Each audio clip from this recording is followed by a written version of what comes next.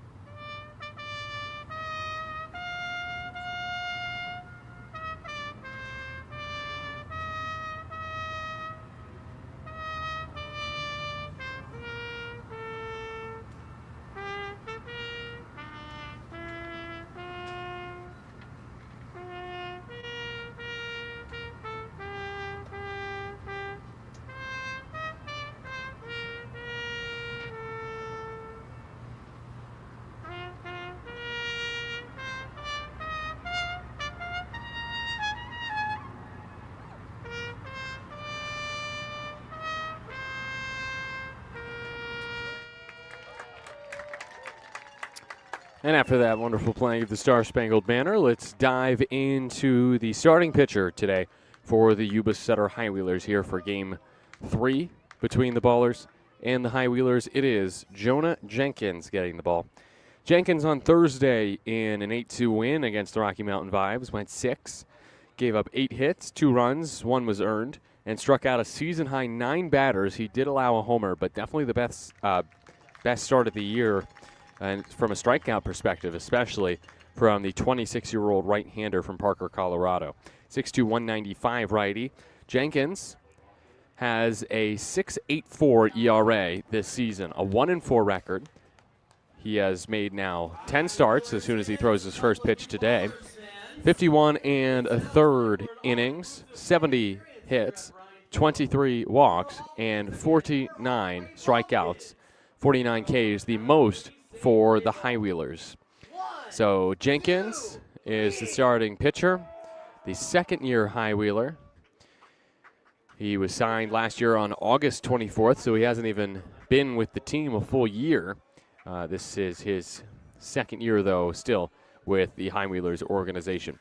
Jenkins, the right-hander, will be backed up by this defense. In left field, it's Cooper Hext. In center, it's Josh Duarte. And right, River Orsak. Then the infield from first to third, it's Cuba Bess, Bobby Leday, Parker Cadu, and Kirkland Banks.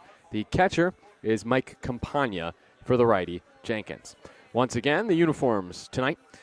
For the High Wheelers, it's the black jerseys with the white pants with a stripe down the side, double-barreled stripe down the side of the pants with that orangish yellow color and a black stripe next to it. And then black caps with the orange brim to match the black uniforms. Oakland again with their Oakland away uniforms, that green top with the gray pants. Your umpires for tonight at home plate, it's Robert McGee, Bill Shortridge at first, Jason Venson at third.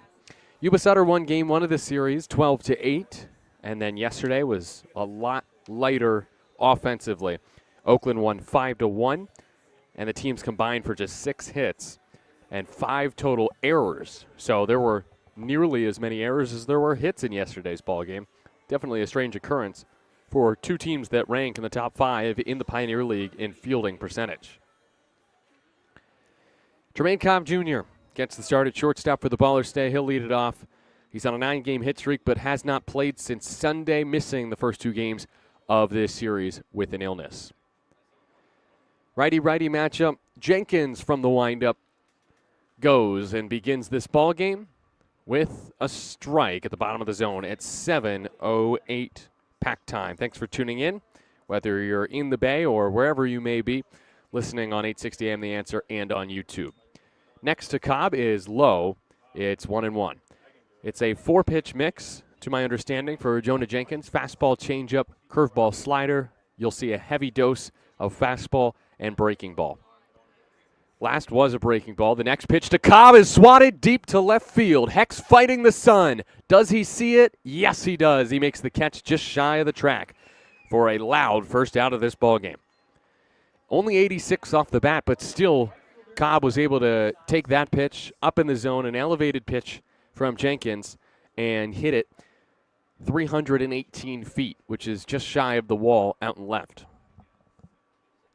So Cobb with a loud first out brings up Isai Santos in the top of the first. No score between Yuba Sutter and Oakland. First pitch to the lefty is cut on and fouled off. 0-1 on Santos, who also has not played since Sunday, and that is because he was not under the weather like Tremaine Cobb Jr. It's because the Ballers have faced 2 lefties so far. This is the first righty they've come up against in this series. Next to Santos is called a strike at the bottom of the zone. Good pitch from Jenkins to get ahead 0-2 through the fastball at 91 at the base of the strike zone. Santos calls time before 0-2. 1 out in the top of the first. No score between the High Wheelers and the Ballers. Santos on a 6-game hit streak. Hasn't started since Saturday. And he takes low with the breaking ball from Jenkins. 1-2 on Santos, the 24-year-old from Berkeley.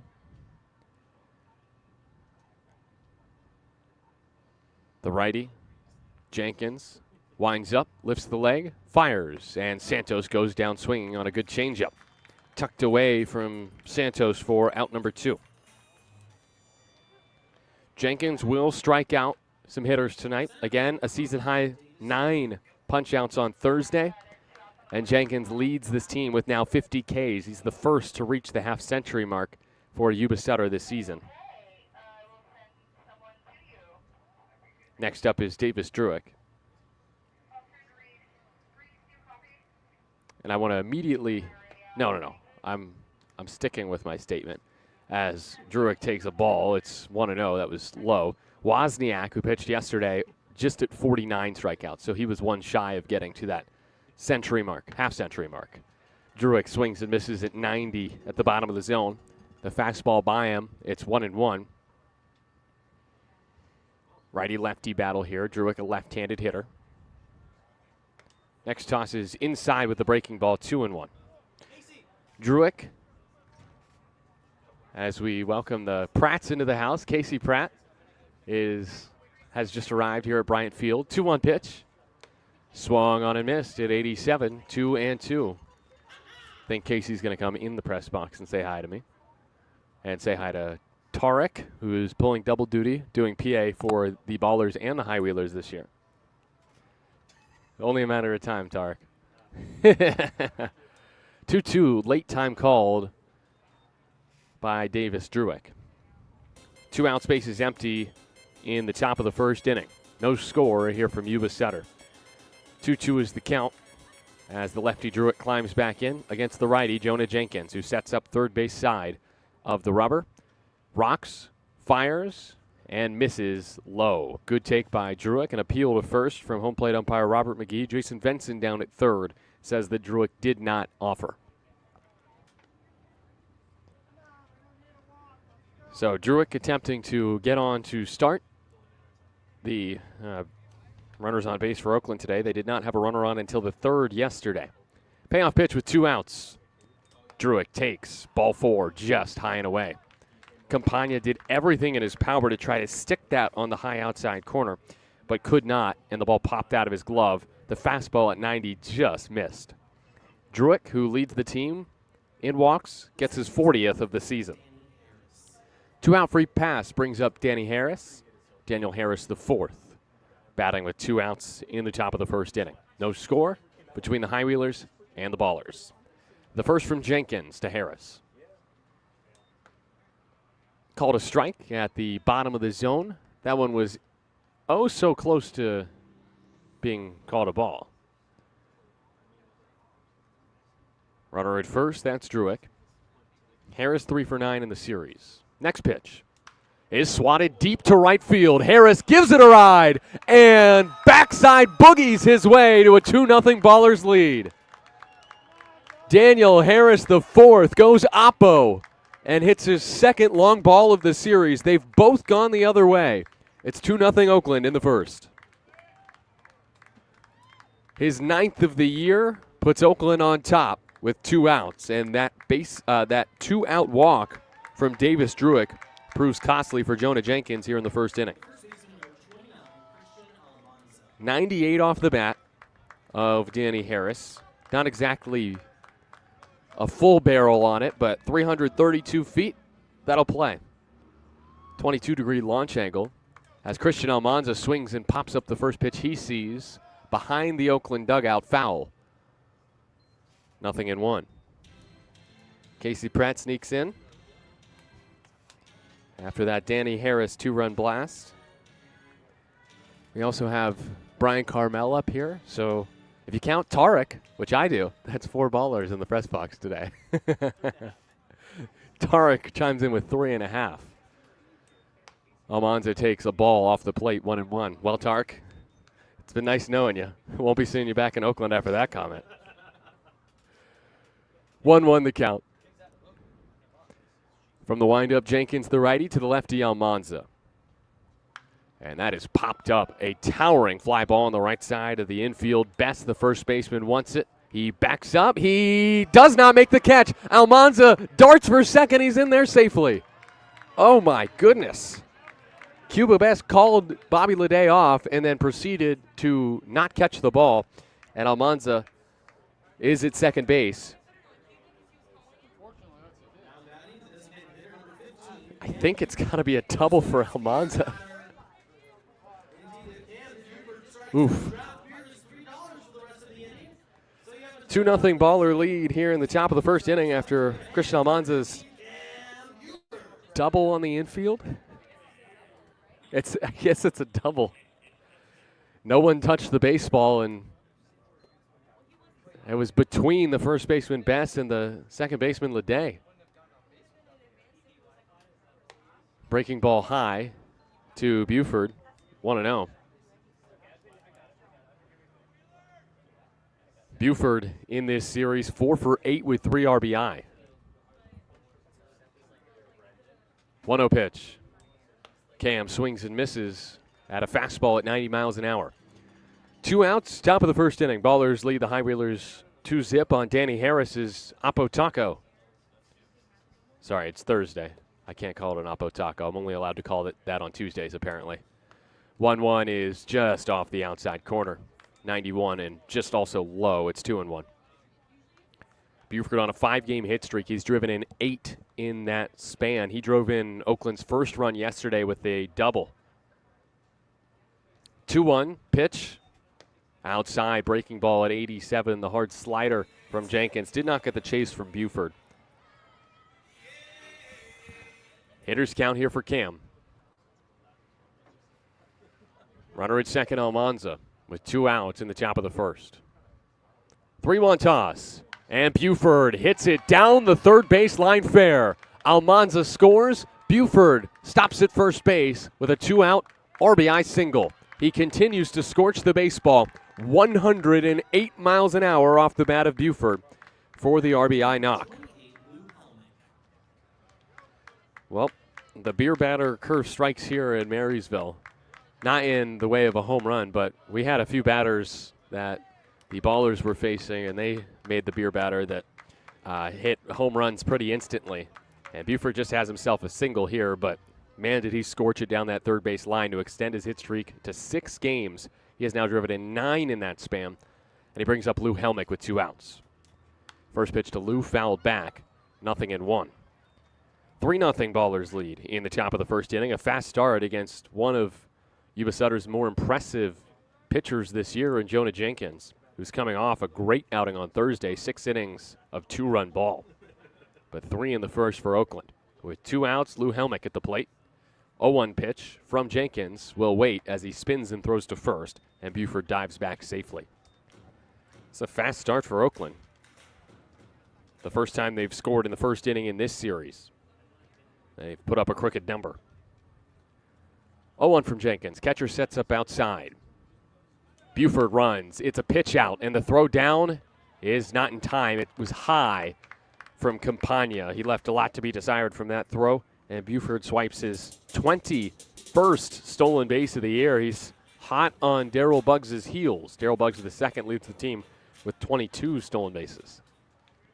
Buford into scoring position with 2 away for Lou Helmick. 2 outs, runner at second base is Buford. 3-0 Ballers lead in the top of the first. 1-1 on its way.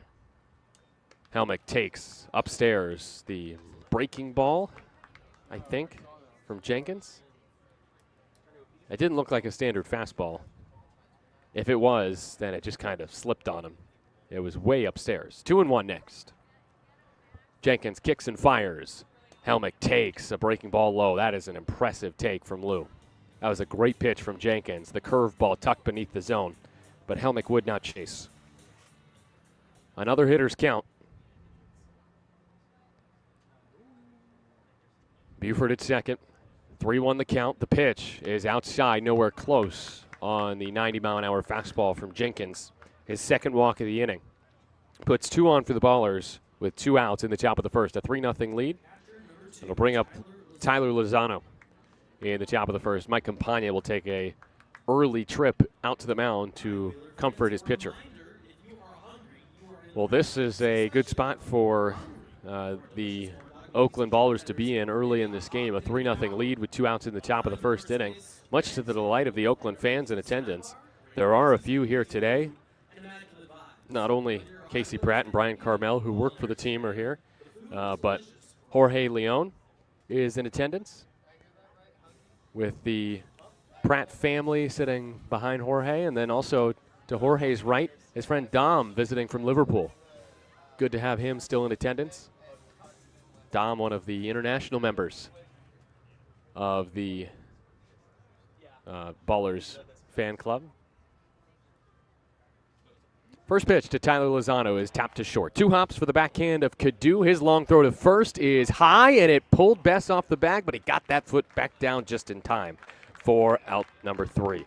Ballers get 3 in the first inning on the 2-run homer by Danny Harris and the RBI single by Cam Buford. We go to the bottom of the first, 3-0 Oakland. High Wheelers coming up when you return on 860 AM The Answer.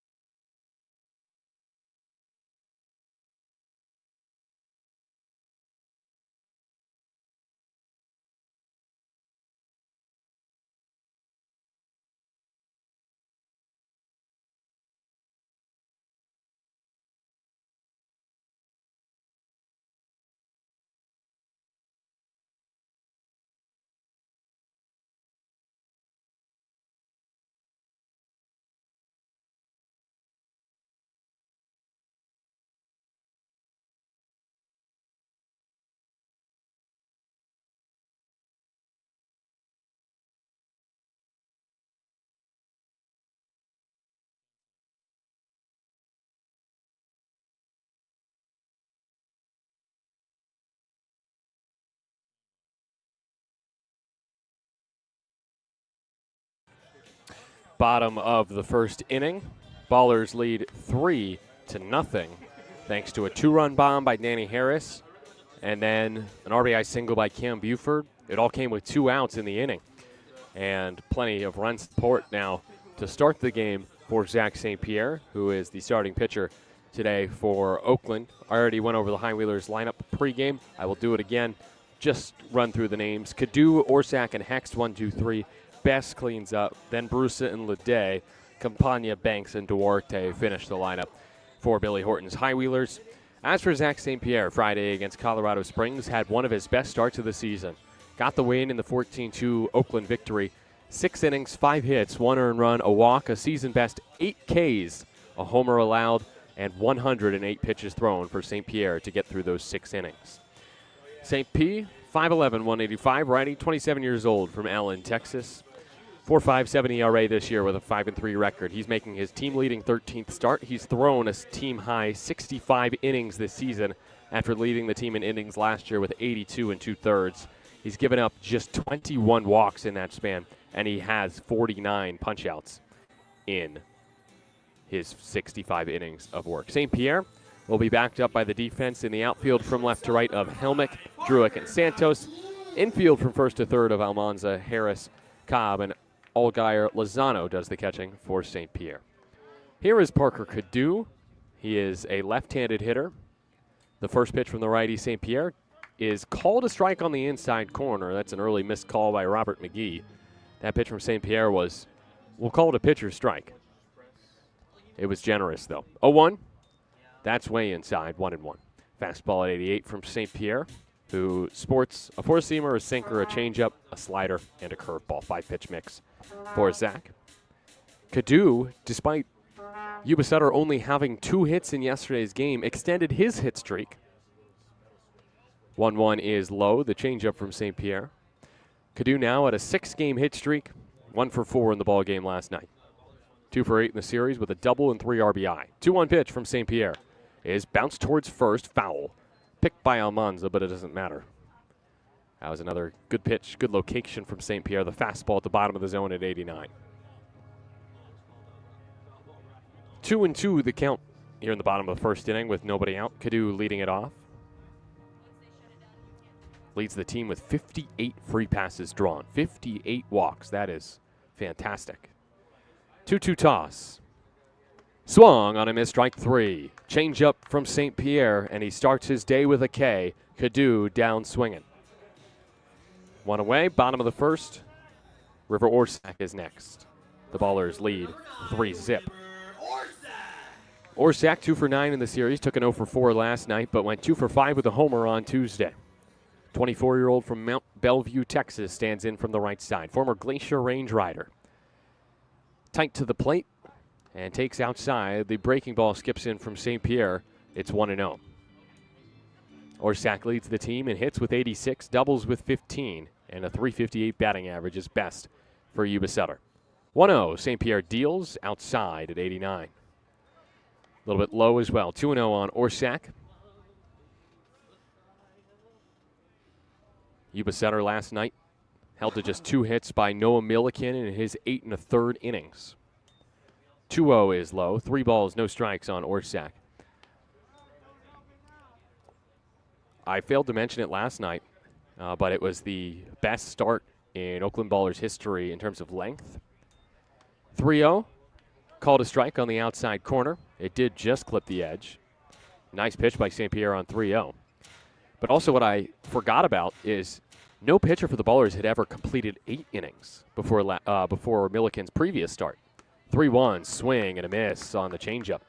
3-2 on Orsak. So Milliken now has the best 2 outings in terms of length in Oakland Ballers history, and he's done it on back-to-back starts. Payoff pitch from St. Pierre is outside. Never close on the 91-mile-an-hour fastball, and Orsak works the 1-out walk. Here in the bottom of the first, the Ballers lead the High Wheelers 3-0, and Cooper Hext will hit next. Righty pitcher in St. Pierre, lefty batter in Hext. Sun is setting here in Marysville. Shadows partially cover up Jake Allgaier, the third baseman, but not the right side of the infield. First pitch to Hext is high and tight at 88. It was another missed call. That should have been a strike at the top of the zone. But now St. Pierre has one either way from Robert McGee. That's actually just been commonplace for the umpires in this series, calling strikes below the zone, not calling them at the top. Ground ball to first. Almanza to second for 1. Cobb's return throw in plenty of time. That's as tailor-made as they come. 3-6-3 double play. And Orsak is the man that is erased on the bases. Hex grounds into a double play to give St. Pierre a scoreless first inning. Let's go to the second inning. Ballers lead 3-0 over the High Wheelers on 860 AM The Answer.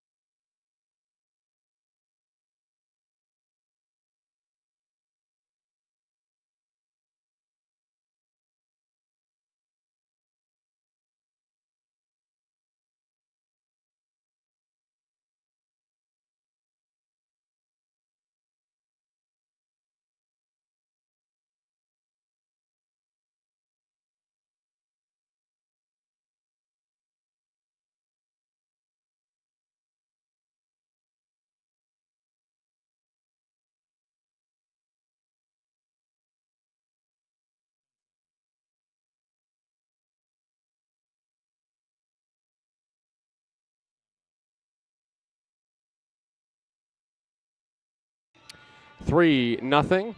Ballers lead. And it's a 3-0 lead here in the top of the second inning. Ballers over the High Wheelers. Sorry, my thoughts were elsewhere as I sent a comment on YouTube. We thank those of you tuned in on 860 AM The Answer and on YouTube. We apologize for the flow stream not being up today for the High Wheelers. There were some technical difficulties before the game with the public address system, but thankfully we were able to get Tarek going. And he's been able to do his PA as he had hoped, but sadly the video stream doesn't seem to be working. So we appreciate you tuning in, and as I just put on the YouTube comments, who needs Flow Sports when you have the power of imagination and friendship, plus the YouTube stream and 860 AM The Answer. Thanks for tuning in on this Thursday night, wherever you may be tuned in, as the first pitch to Jake Allgaier is called a ball. Low, 1-0.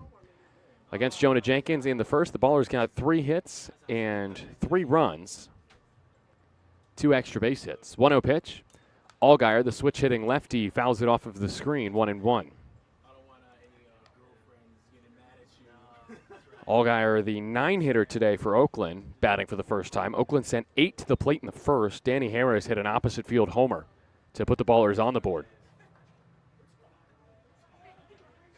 Next toss is low to Allgaier, 2-1. Jake in this series is 3 for 9 with all 3 hits coming on Tuesday when he had a season-high 3 knocks. Standing tight to the plate and at the back of the box on the chalk. Jenkins, the righty from the windup, deals. Allgaier swats it down the third base line fair. Allgaier has himself a base hit. He stops at first base with a leadoff knock here in the second. The Ballers with 4 hits so far against Jonah Jenkins. And that wasn't even well hit by Allgaier, just well placed as he sprayed it down the third baseline, 84 miles an hour off the bat. He took a 90-mile-an-hour heater top of the zone and just hit it the other way. That turns the lineup over to Tremaine Cobb Jr., who the first time up nearly homered to left field. Just really didn't barrel it up, but still hit it 318 feet. First pitch, Cobb takes low for a strike at 89. Good fastball at the base of the zone from Jenkins, 0-1. 3-0 Baller lead in the top of the second inning against Yuba Sutter here in Game 3 of a 6-game set from Marysville. Cobb 0 for 1 today with his fly out to left field. The 0-1 toss from Jenkins. Breaking ball stays high at 81 miles an hour. Cobb kind of tucked his head out of the way, 1-1. Cobb looking to push his hit streak to 10 games. This is his first action since Sunday, missing the first 2 games of the series with an illness. 1-1 toss. Cobb takes a breaking ball for a strike, 1-2. 78 miles an hour, the curveball placed perfectly at the bottom of the zone by the righty Jonah Jenkins. The right-handed Cobb stands back in and awaits the 1-2 delivery. Allgaier gets his lead off of first. Jenkins from the stretch. Looks home. Kicks. Fires. Cobb swats it to right field. It is caught. Nice grab out there. The throw to first not in time to get Allgaier or sack. Really made a nice play by almost pretending like he didn't have a beat on the ball. And maybe he thought Jake Allgaier would get a bit too big of a secondary off of first base. Instead, Allgaier is safely back at first. So Cobb with 2 strikes does a good job to hit the middle breaking ball the other way, staying on that pitch, but flies out to right field for the first out of the inning. And here is Isai Santos. First pitch outside at 90, 1-0. 3-0 Ballers lead, top of the second inning. 1 out, runner at first is Allgaier. Santos a strikeout swinging against the righty Jenkins first time up. He is Jenkins' lone strikeout victim so far. Next to Santos. Runner goes. It's a ground ball slowly hit to first, and it's touched. Foul. That one looked awful close to being a fair ball. Allgaier has to go back to second on what I would assume was the hit and run. Santos did the right thing that you're supposed to do on a hit and run, and that's hit the ball on the ground. You want to keep it out of the air, but he just dribbled it down that first base line for a foul ball, and so Allgaier is back at first. Santos' last start was Saturday against Colorado Springs, went 2 for 5. Did not get the start either of the first 2 games of this series because the Ballers were facing lefties. 1-1. Santos hits it to the right side, through the right side, and past the dive of Leday into right. Allgaier stops at second, and it's a good thing for Isai that on the hit and run, his ball trickled foul because in the end, he does pick up a single and extends his hit streak to 7 games. Not hit that hard, 83 off the bat, but just past the diving Bobby Leday and into right to move Allgaier to second and put the Ballers in business in the top of the second inning. 3-0 lead for Oakland, and 2 on with 1 out for Davis Druick. Tuesday against Colorado Springs last week, 4 RBI, a triple, and a homer. Since then, he's been a bit off. 0 for 3 on Tuesday, did not play yesterday. First pitch. And Druick takes high 1-0. He did walk, crucially, with 2 outs in the first inning. That's the difference, as he just took a 3-2 pitch high and away. That's the difference between the Ballers having no runs right now and the result in the first inning after that, which was 3 runs. Druick takes low and inside. The breaking ball diving in, and that's ball 2. And so Druick's walk set up Danny Harris for a 2-run homer. Christian Almanza hit a pop fly double. And Cam Buford, with his RBI single, made it 3-0 Oakland. Druick definitely has the power to double the Oakland lead here with one swing. 12 bombs on the year. But he takes the 90-mile-an-hour fastball instead, just low and inside. And I mean just. That one, oof. Let's just say I don't envy Owen, who's the TrackMan operator for the Yuba Sutter High Wheelers. Some of those pitches, man.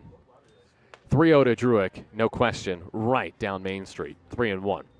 That was a fastball at 90 from Jenkins. 2 on, 1 out for the Ballers, leading 3-0 in the top of the second. Druick has driven in 44 this year. The 3-1 pitch, right down the middle, 3-2. This time, Druick did not get a fastball. He got a changeup and took it. We'll see if he sees a good pitch here on 3-2. Last time the count was full, he walked. 2 runners ahead of him here. A couple ballers on the bags. Allgaier and Santos. Payoff pitch. Strike 3 called, and Druick knew it. The looping curveball right down center, and Jenkins gets his second K. 2 down in the top of the second inning. Still 2 ballers aboard for Danny Harris, who did take Jenkins deep in the first. Good for his 9th bomb of the year. Could he become the latest baller to reach double figures in homers? 3-0 Oakland leads. It's the top of the second inning. Allgaier and Santos aboard with 2 outs. Harris' first pitch, hack, rifles it foul off in the distance towards Ellis Lake. And that's a splash hit, right? Count it. Just because the Giants don't count the splash hits at Oracle Park for other teams doesn't mean the High Wheelers can't count any splash hits here at Bryant Field. Now, albeit that was a foul ball, so it's not really valuable. Harris takes 89 high and tight. Did not offer, says first base umpire Bill Shortridge. It's 1-1. If you can really have a splash hit into Ellis Lake out to right field above the trees, if you do that, you're immediately shipped up to the big leagues. It would take a real mammoth blow. 1-1 to Harris. He fights it off. It's a great breaking ball from Jenkins. It's 1-2. Ballers got 2 on with just 1 out in this inning, but Jenkins with a strikeout of Druick now has Harris 1-2, and is just 1 pitch away from preventing any damage in the top of this second inning. They scored all their runs with 2 outs in the first, the Ballers. The 1-2 from the righty Jenkins. Swatted again, high to right field, but foul. Harris really having no problems going deep the other way in this series. Had an opposite field homer in the second inning on Tuesday. A 2-run homer to the opposite way in the first inning today. Took a 91-mile-an-hour fastball there and fought it off. The 1-2 pitch from Jenkins, that's downstairs. It skips in at 83, the breaking ball from Jenkins. 2-2. 2 outs. Top of the second inning. Ballers lead 3-0. Allgaier and Santos stuck at second and first, respectively. Jenkins on 2-2. Looks to second, comes home. Harris swings over the top of another good Jenkins breaking ball for out number 3. 2 punch outs back-to-back for Jenkins to get out of the mini jam. And we go to the bottom of the second inning. Still Oakland 3, Yuba Sutter nothing on 860 AM. The Answer.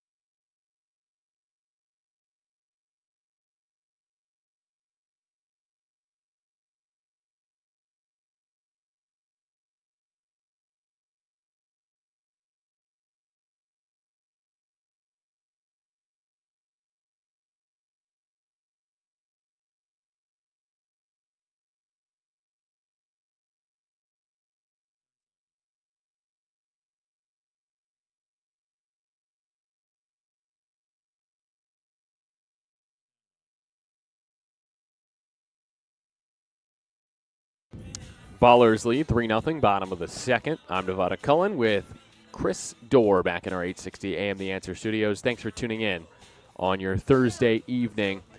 It is July 31st, 2025. Let's go back in time. It's time for this day in Oakland baseball history. What happened a year ago today for the Ballers? Well, it was an Oakland 3-2 win over the Northern Colorado Owls. And, hey, they have 3 runs right now in the bottom of the second inning. But it was a low-scoring game, and the bullpen came up clutch for Oakland a year ago today to help beat the Northern Colorado Owls and end their then 4-game win streak. Here's Cuba Bess batting from the left side against the righty St. Pierre. The first pitch to Bess is called a ball at 90 miles an hour. That was just low, 1-0. So a year ago today, what happened this day in Oakland baseball history? The Ballers get back-to-back homers. Bess cut and a miss on a changeup, 1-1. Jalen Smith led off the second. Cloud scraping long ball to left, 9th homer of the season. Made it 2-0 at the time, and then Drew Woodcocks, right after Smith, went yard. Bess takes on the outside corner. It's 1-2. Drew Woodcocks followed Smith's round tripper with one of his own, just clearing the wall and left with his first pro hit and home run. 1-2 from St. Pierre is bounced to second. 2 hops for Harris with a lot of top spin. He handles it and throws to first for out number 1. Here on July 31st, 2025, we're talking about this day in Oakland baseball history, July 31st, 2024. Oakland 3, NoCo 2.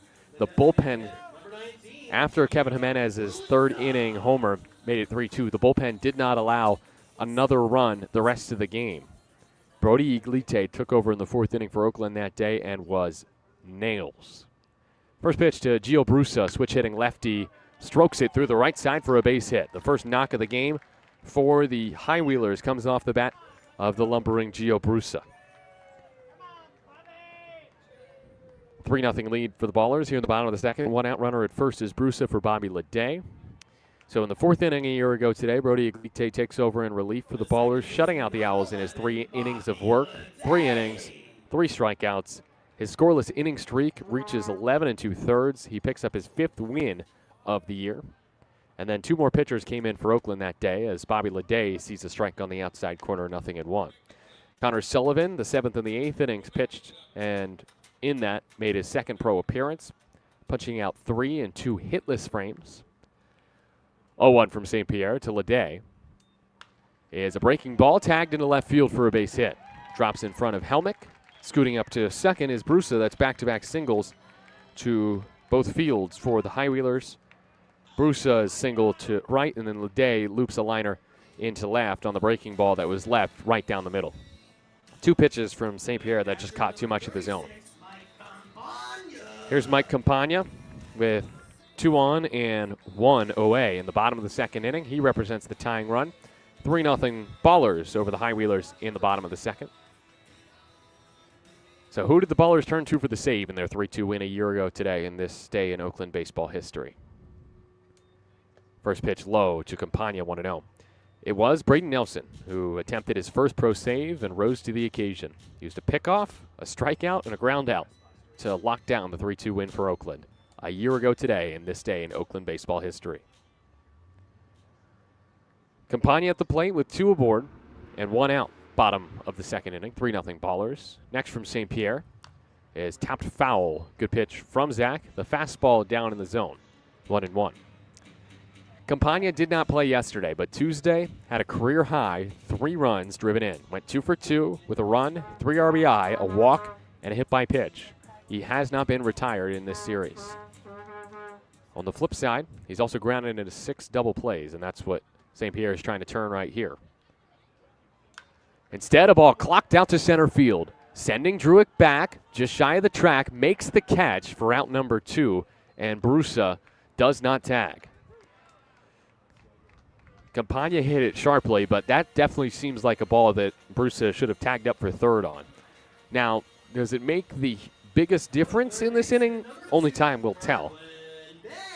As it stands now, Campagna flies out sharply to center field. 364 feet later, it's the 2nd out of the inning. And here is Kirkland Banks, who went 2 for 3 on Tuesday with an RBI. He hits with 2 outs in the bottom of the second. The Ballers lead the High Wheelers 3-zip. The runners are Bruce and Leday, and the first to Banks is outside at the fastball at 91. It's also tucked beneath the zone for a ball. Banks, the second-year High Wheeler, standing in from the right side against the second-year Baller, Zach St. Pierre. These two would have faced off several times last year as St. Pierre looks at second and comes home. And Banks takes at the bottom of the zone a strike. The breaking ball from St. Pierre at 80 miles an hour. It's 1-1. Banks went 6 for 14 in the final regular season series against Oakland. That was in Davis. 1-1 toss. Banks pops it up. Right field. Santos has to come in. Still racing in. Makes the catch. Slowing to a jog for out number 3. 2 hits in the inning for the High Wheelers, but they cannot score as St. Pierre leaves the pair. Let's go to the third. 3-0 Oakland over Yuba Sutter on 860 AM. The Answer.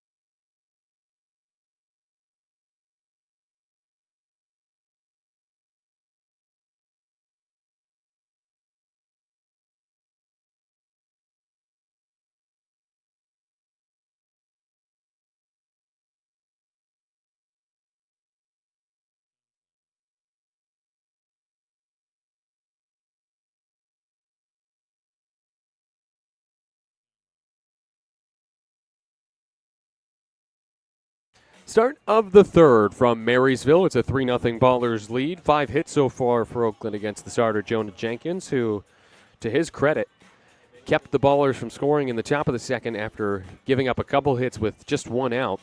Struck out Druick and Harris to work out of the jam. And here in the top of the third, it's still a 3-0 Ballers lead. They'll send 5, 6, and 7 to the plate. That's Christian Almanza, Cam Buford, and Lou Helmick. Facing the righty, Jonah Jenkins. Ballers have seen Jenkins before in a couple appearances last year against the Ballers. Jenkins was quite good.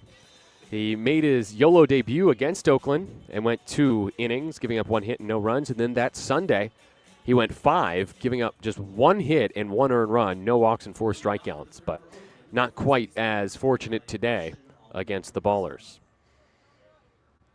Here is Christian Almanza, who is bordering on history. First pitch to the lefty is a called strike. 89-mile-an-hour fastball at the bottom of the zone, 0-1. Almanza with 1 more home run and 1 more RBI would tie Oakland's franchise record. Bounces it foul, 0-2. Swung at a low pitch, a changeup, a good one from Jenkins. As it stands now, the franchise home run record is 21, and the franchise RBI record is 71. 20 and 70 for Almanza. On 0-2, he fights it off. 90-mile-an-hour fastball in the inner half. Count remains, no balls, 2 strikes. 3-0 Ballers. Almanza leading off the top of the third inning. The Stockton slugger with the open stance from the left side. Takes high and tight. 91-mile-an-hour heater from Jenkins. Can Jenkins here dial up a third straight strikeout? He got Druick and Harris. Almanza, though, bounces it to first. Diving stop by Best. Throw to first, covering Jenkins, makes the play. Cuba Best bails out Jonah Jenkins with a nice defensive play. 1 away. Almanza got a 90-mile-an-hour fastball in the inner half, pulled the hands in, and struck it towards first. But despite getting good bat on the ball, bounces out to Bess for out number 1. Brings up the beer batter, Cam Buford. Buford with an RBI single in the first. 108 off the bat. First pitch, 90-mile-an-hour fastball on the outside corner, 0-1. Sometimes you'll see Cam Buford challenge those, but He knew that one just clipped the zone. Good call from Robert McGee. 0-1 toss from the windup, Jenkins. Buford takes way ahead of the plate, 1-1. Breaking ball there. Couldn't tell if it was the curveball or the slider from Jenkins because it never did what it was supposed to do. The release point was too low, and it skipped in. It's 1-1 on Buford. The righty stands with his hands high above his head, waving the bat majestically. He cuts and misses at a good breaking ball there. The curveball from Jenkins painted at the bottom of the zone, and it's 1-2 on Buford. The 1-2 toss, and Buford strikes out.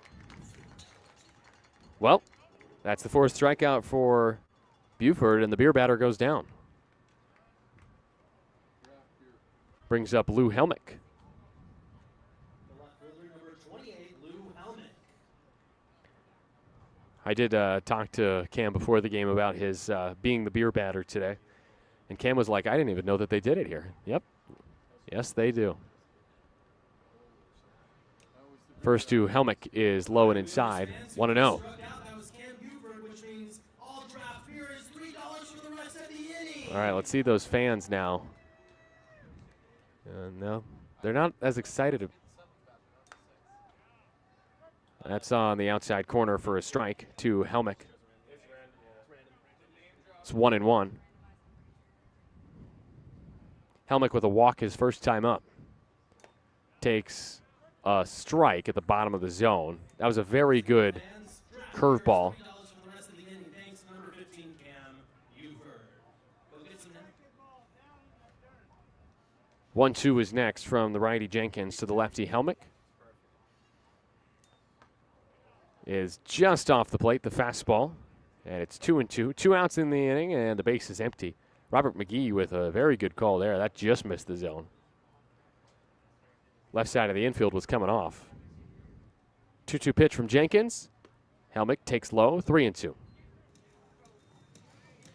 Ballers 3 runs in the first inning, all with 2 outs because of a full count walk originally drawn by Druick. Well, here with 2 outs and the base is empty in the top of the third, it's Helmick. Pitch from Jenkins is inside. It's another full count, 2-out walk from Jenkins, his third free pass.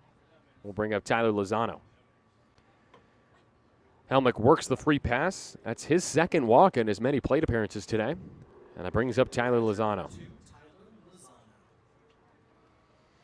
3-0 lead for the Ballers in the top of the third. 2 outs in the frame. Helmick at first base. Righty-righty battle here between Jenkins and Lozano, who bounced out early in the count to shortstop last time. Cadu made a nice strong throw. First from Jenkins is belted on a line past Cadu and into center field. Helmick thinking 3. The throw from Duarte is cut off. And a bit of aggressive base running has Helmick at third base with 2 outs on Tyler Lozano's single on the first pitch he sees. He ambushed a middle fastball, 102 off the bat of Lozano. So another 2-out rally for Oakland. They've had multiple runners on in all 3 innings thus far. And let's see if Jake Allgaier can get it done. First and third, defense being put on by Mike Campagna, the catcher. He'll retreat to his position behind home. The shadows have now mostly enveloped the field here at Bryant Field in Marysville. There's a slight sliver of sunshine that passes by second base into left center. First to Jake Allgaier is a breaking ball at the bottom of the zone, 0-1. Good curveball in there from Jenkins at 78 miles an hour. Men at the corners for the Ballers in the top of the third inning. A 3-0 Baller lead. 2 outs in the frame. The next from Jenkins to Allgaier is low and inside at 83. The changeup tucked beneath the zone. It's 1-1. Allgaier, first time up today, singled, just flaring one into short left on a soft line drive. The runners here for him are Helmick and Lozano. The 1-1 pitch. Allgaier takes another strike. One more curveball for good measure at the bottom of the zone. It's 1-2. Allgaier has driven a pair in this series. Both runs batted in came Tuesday. 4 RBI as a baller through 10 games. 1-2 pitch. Allgaier takes in at 90 miles an hour. Nowhere really close, 2-2. Jenkins so far has 4 strikeouts, but some of his 2-strike pitches have been pretty uncompetitive. He did, however, strike out Buford in this inning. His 2-2 pitch to Allgaier is bounced to third. Banks fields on a couple hops, throws to first in time for out number 3. Ballers get a couple more on, but Strand a couple more. Here in the top of the 3rd inning, no runs on 1 hit, no errors, 2 left. Heading to the bottom of the 3rd inning, still 3-0 Oakland over Yuba Sutter on 860 AM The Answer.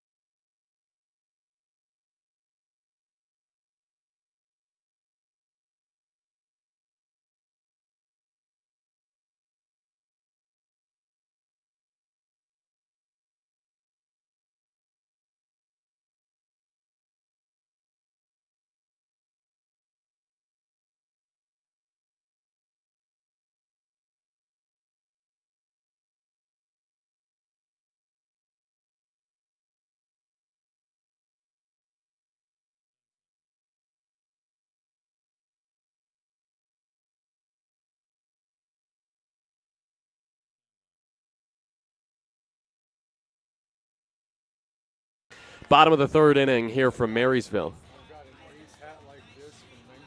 Oh, yeah. Uh-huh. They had the All-Star game in Oakland. Nice. And it's the same color. Uh-huh. And it's got the A's emblem on there. Oh, nice. Sitting next to my guy Kevin, who's talking to me before this bottom of the 3rd inning. Just had to introduce you, Kevin. I don't mind when you talk to me when I'm on the air. He's just talking about my Bees hat I have on my little Comrex machine before the bottom of the 3rd inning. It's a yellow cap that I have with the green brim. Oakland going with the gray hats today with the green jerseys and the gray pants. Righty St. Pierre against righty Josh Duarte. First pitch outside. We start the bottom of the 3rd inning with the Ballers leading 3-0. Duarte's first at bat of the day, the 9-hitter. Cracks one in the air to left center field. Druick, the center fielder in the sun, one of that few pockets of sun, makes the catch for out number 1 on the 2nd pitch of the inning from St. Pierre. Again, 3-0 Oakland leads in the bottom of the 3rd. First time through for St. Pierre, a couple hits allowed but no runs. So far, so good for Zach. Parker Cadu hits here in the bottom of the 3rd inning with 1 out. He is Zach's lone strikeout victim today. Swinging strikeout in the 1st, and the first pitch to the lefty is a strike on the outer half. 90-mile-an-hour fastball from St. Pierre, and it's 0-1. 0-1 is next. The righty deals. St. Pierre misses low and outside with the changeup, 1-1. Cadu is from Thibodaux, Louisiana, which is also the site of Nicholls State University. Cut and a miss on a good pitch from St. Pierre. Another changeup low, and it's 1-2. Played 4 years at Nicholls State, did Cadu. Left-handed hitter. 3-time All-Southland selection at shortstop. 1-2 pitch. Line drive, poked into left field, base hit. 1 hop for Helmut, who fields. Cadu extends his hit streak to 7 games with that 1-out knock into left. And this is where the High Wheelers started to get the bats going in the 2nd. With 1 out, they got singles from Bruce and Leday. Can Orsak follow Cadu with another hit here? 3 hits allowed, all singles so far for Zach St. Pierre. Now faces River Orsak, who has homer power, 14 bombs, and also leads the team with 12 doubles. Takes low for ball 1. The fastball at 90 from St. Pierre, south of the square. Cadu, the runner at first. 3-0 Ballers with 1 out in the bottom of the third. Righty-righty battle between St. Pierre and Orsac. And that is blasted into the gap in right center field. Santos has no play. Cadu wheeling around. Druitt gets it in quickly. Billy Horton giving the wave. Danny Harris's throw home is not in time. Cadu slowed down as he slid towards home, but did just sneak around the tag of Lozano. And it is an RBI double for River Orsac to get Yuba Sutter on the board. His team leading 16th double of the season as Yuba Sutter scores for the first time since the first inning yesterday. They had gone 8, make it 10 innings without scoring, and they finally are on the board here in the bottom of the third inning. It's 3-1 Oakland, and the first to Cooper Hext is high and away. RBI double from Orsac. Cadu with his speed scores from first on the play despite a good relay from Oakland. Orsac just crushed that ball into the gap. Hext grounded into a double play last time. That's not an option this time. With a runner at second, he lines it to first. Almanza makes the catch, and he nearly hits into another double play, but back safely is Orsac. That's heads up base running to freeze and then get back to the bag. Almanza nearly threw it away, but Cobb covering corralled the baseball. And Hex with a sharp line out for out number 2. 105 off the bat, the Orsac double. That one was just 91. Brings up Cuba Bass in a 3-1 game in the bottom of the third. 2 outs, runner at second is Orsac. Ballers lead by 2. Bass on the first pitch, bounces it to second. 4.5 hops for Danny Harris. His throw to first is in time for out number 3. Highwheelers on the board thanks to 2 hits. As they leave 1, it's River Orsac who hits an RBI double to make it 3-1 Oakland heading to the 4th on 860 AM The Answer.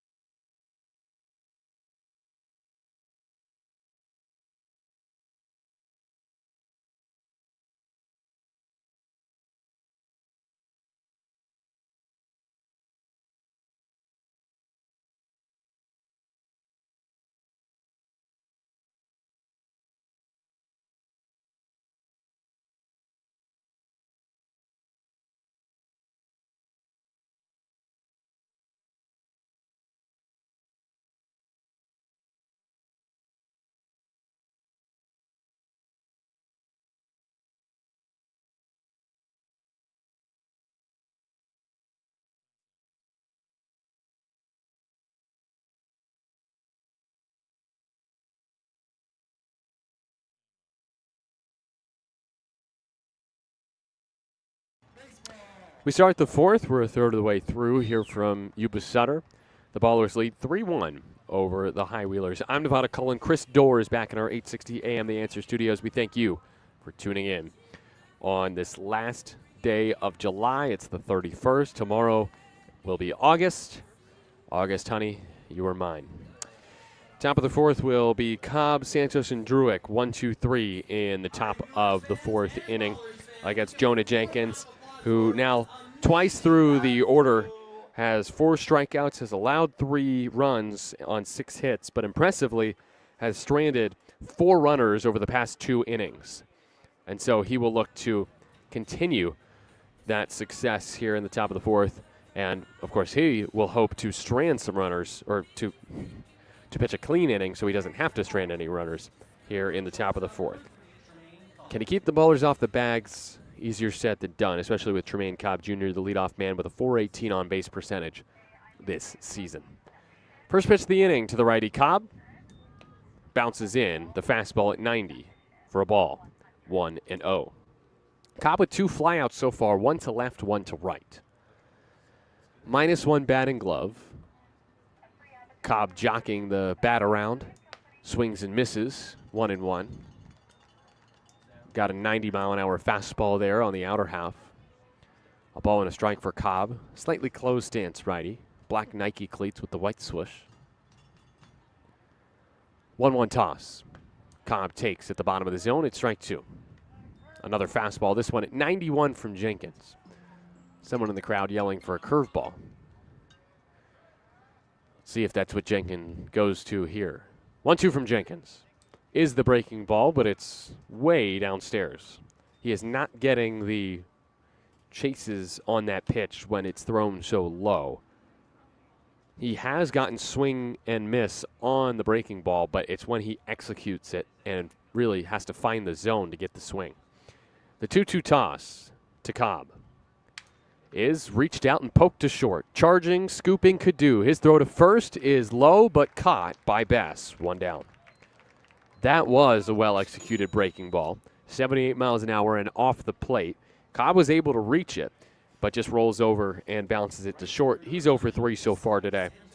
And that brings up Isai Santos. Again, this top third of the order is struggling for Oakland. The exception yesterday was Christian Almanza from the 3 spot with 2 hits and a homer. Isai Santos takes a first pitch strike at 87 on the outer edge. 0-1. But today, the top 3 in the Ballers order, well, actually Santos has a hit, so I take it back. He's 1 for 2. That's way upstairs, 1-1. Maybe I'm over-exaggerating. Maybe just a shade above the zone from Isai, or for Isai, the left-handed batter, from the righty, Jonah Jenkins. 1 out, 1-1 pitch. Santos bounces it foul of first. 2 hops for James Harris, who makes the two-handed squeeze and tosses into the Yuba Sutter dugout to backup catcher Adam Duran. 1-2 from the righty Jenkins. Pitch to Santos, loops in high, 2-2. 3-1 Ballers lead, top of the 4th inning. 1 out, bases empty for Santos, who has a single and a strikeout today. Now on a 7-game hit streak. Train passing in left. Pitch from Jenkins on 2-2 is bounced off of Santos's foot and then behind him. That train out in left field, the car that I can see that last pass with the American flag painted on. Then a black train car passes by, then a rust-colored one, then another black train car, followed by another rust-colored train, then another black, followed by another black train car, then a third in a row, then a fourth. And the next pitch to Santos is swatted out towards that train in left field and deep. It is high, it is caught on the track by Hext. 2 away. There's the train horn. Told you I'm not making stuff up. There's another rust-colored car going by, then a cylindrical one, then another white cylinder. Now 2 gray-colored cars. There's a third in a row, 4 in a row. Those all identical. That's 5 straight gray-colored cars. Oh, I can't even count them at this point. One after another. 3-1 lead for the Ballers in the top of the 4th inning. 2 outs, and Davis Druick takes a first pitch fastball low at 90 miles an hour.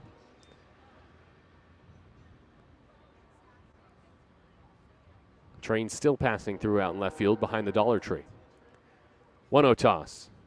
Druick takes what should have been called a strike on the high outside corner. It's called ball 2. Druick has a walk and a strikeout today. 2-0 is next. Jenkins, the righty, from the windup, fires. Druick swings and lifts it to left center field, pretty deep. Duarte in the left center field gap is called off, and Hext makes the catch as Duarte goes tumbling into the ground. So it's a fly out to center field for Druick, and the Ballers are retired in order by Jenkins in the top of the 4th. We go to the bottom of the 4th, and it's a 3-1 Ballers lead. More about Marysville when you return on 860 AM The Answer.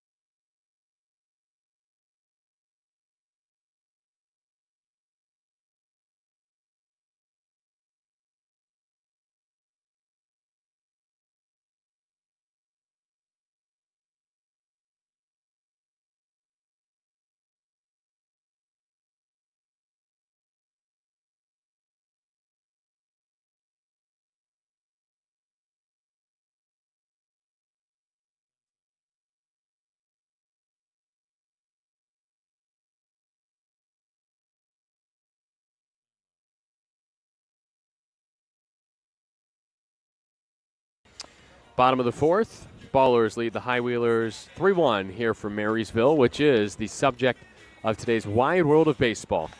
As the High Wheelers will send 5, 6, and 7 to the plate, Brusso, Ledet, and Campagna here in the bottom of the fourth.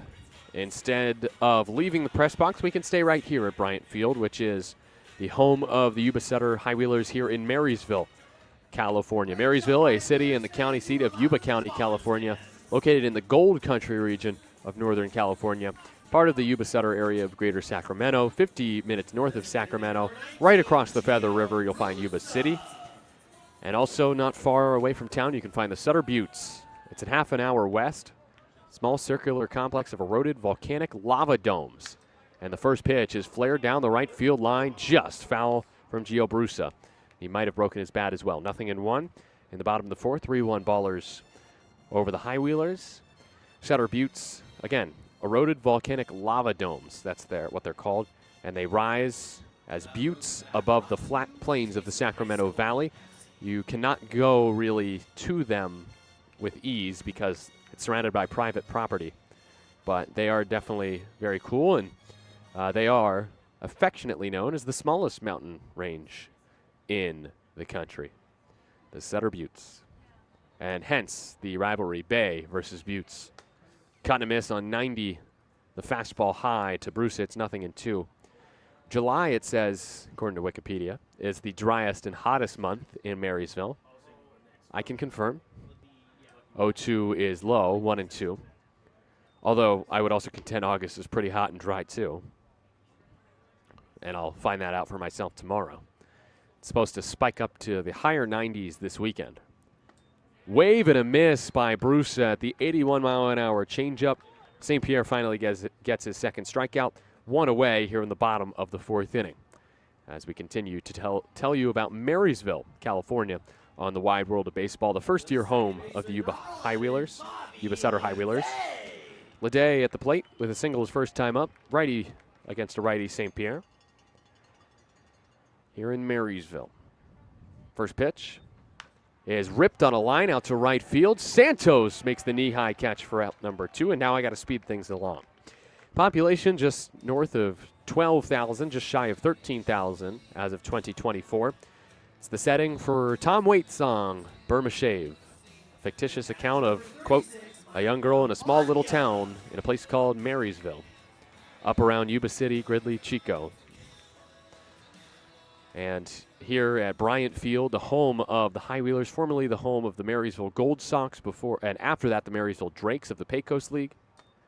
First pitch is a strike high in the zone to Campagna, 0-1. 2 outs, space is empty for the High Wheelers here in the bottom of the fourth inning.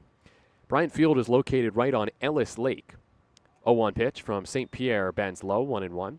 Ellis Lake, the centerpiece of Marysville, surrounded by greenery, sidewalks, bounded by 9th Street to the south, B Street to the east, 14th to the north, and D Street to the west.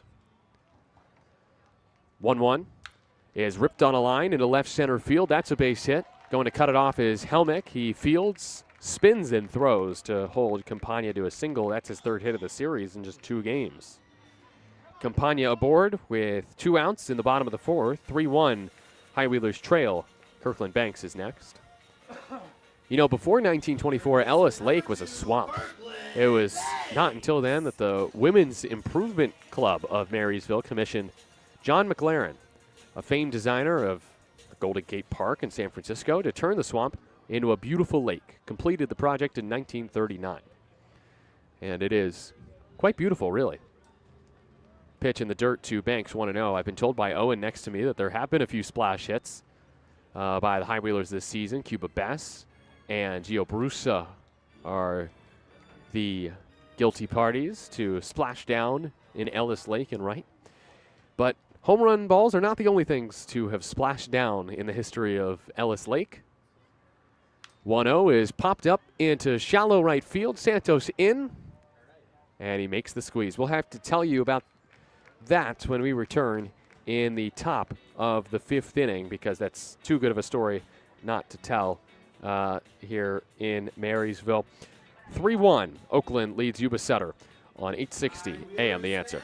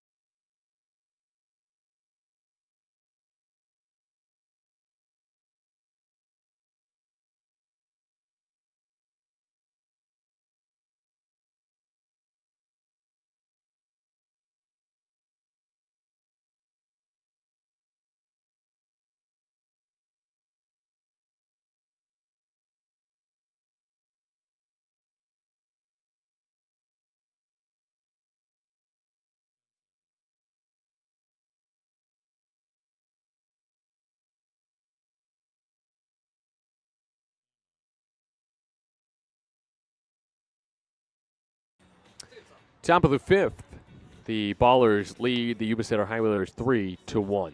Before we start this top of the fifth inning, I want to finish up my note on Marysville and Ellis Lake in particular.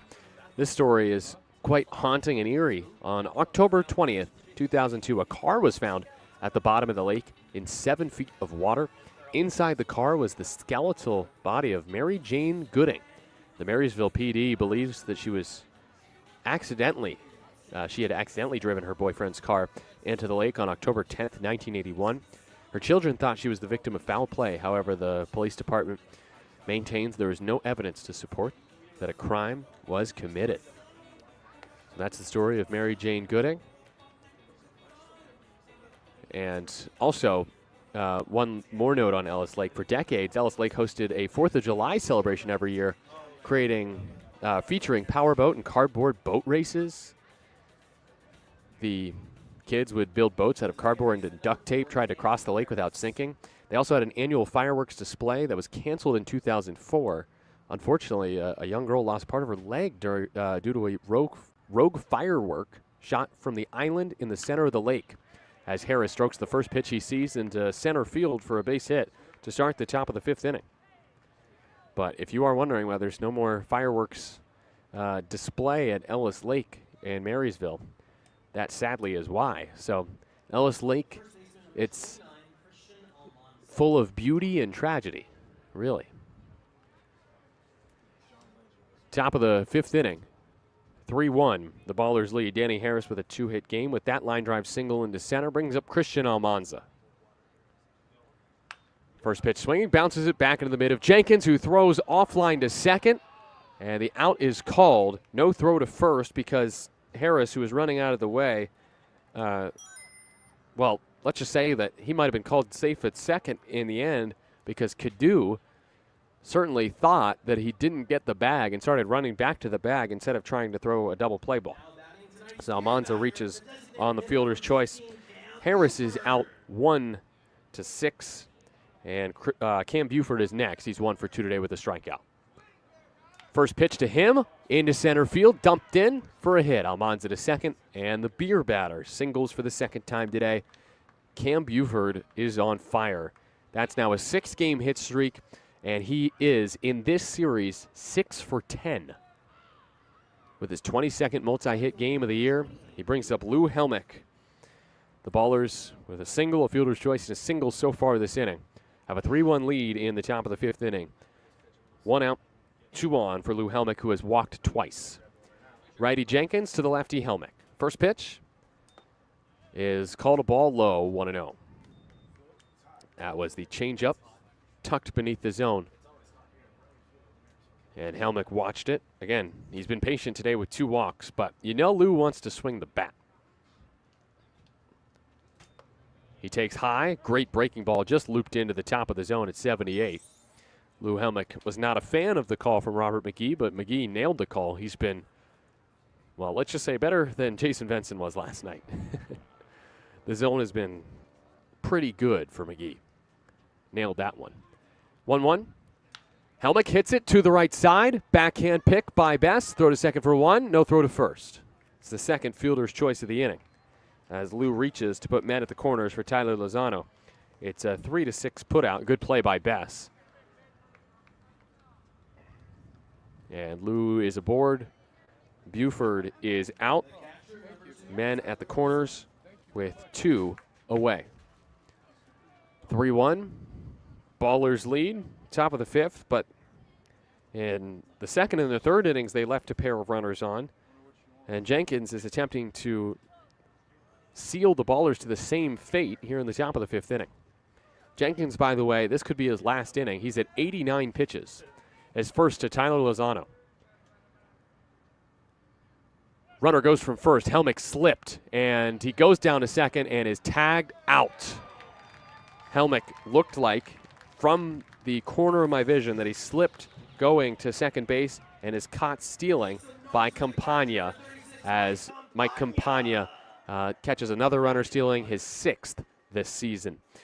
So Lozano will start the 6th. The Ballers essentially strand 2 more, except Helmick is thrown out. So it's really just 1 left on with 2 hits, no runs in the inning again for Oakland. still clinging to a 3-1 lead against the Yuba Sutter High Wheelers. Halfway through from Marysville on 860 AM, The Answer.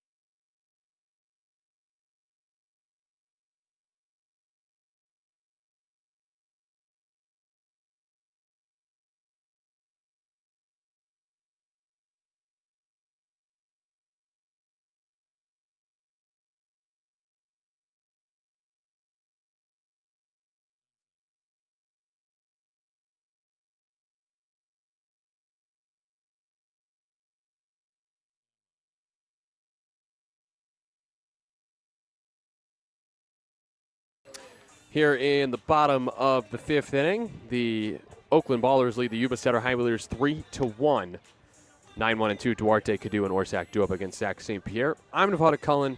I get hungry. It's time for Nevada's Culinary Curiosities.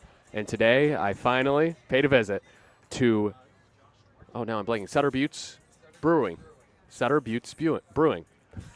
Why is that a tongue twister now? Sutter Buttes Brewing. It's not that hard. And I got to say, before I start the review, you got to, if you're in Yuba City, if you're in Marysville, you got to go.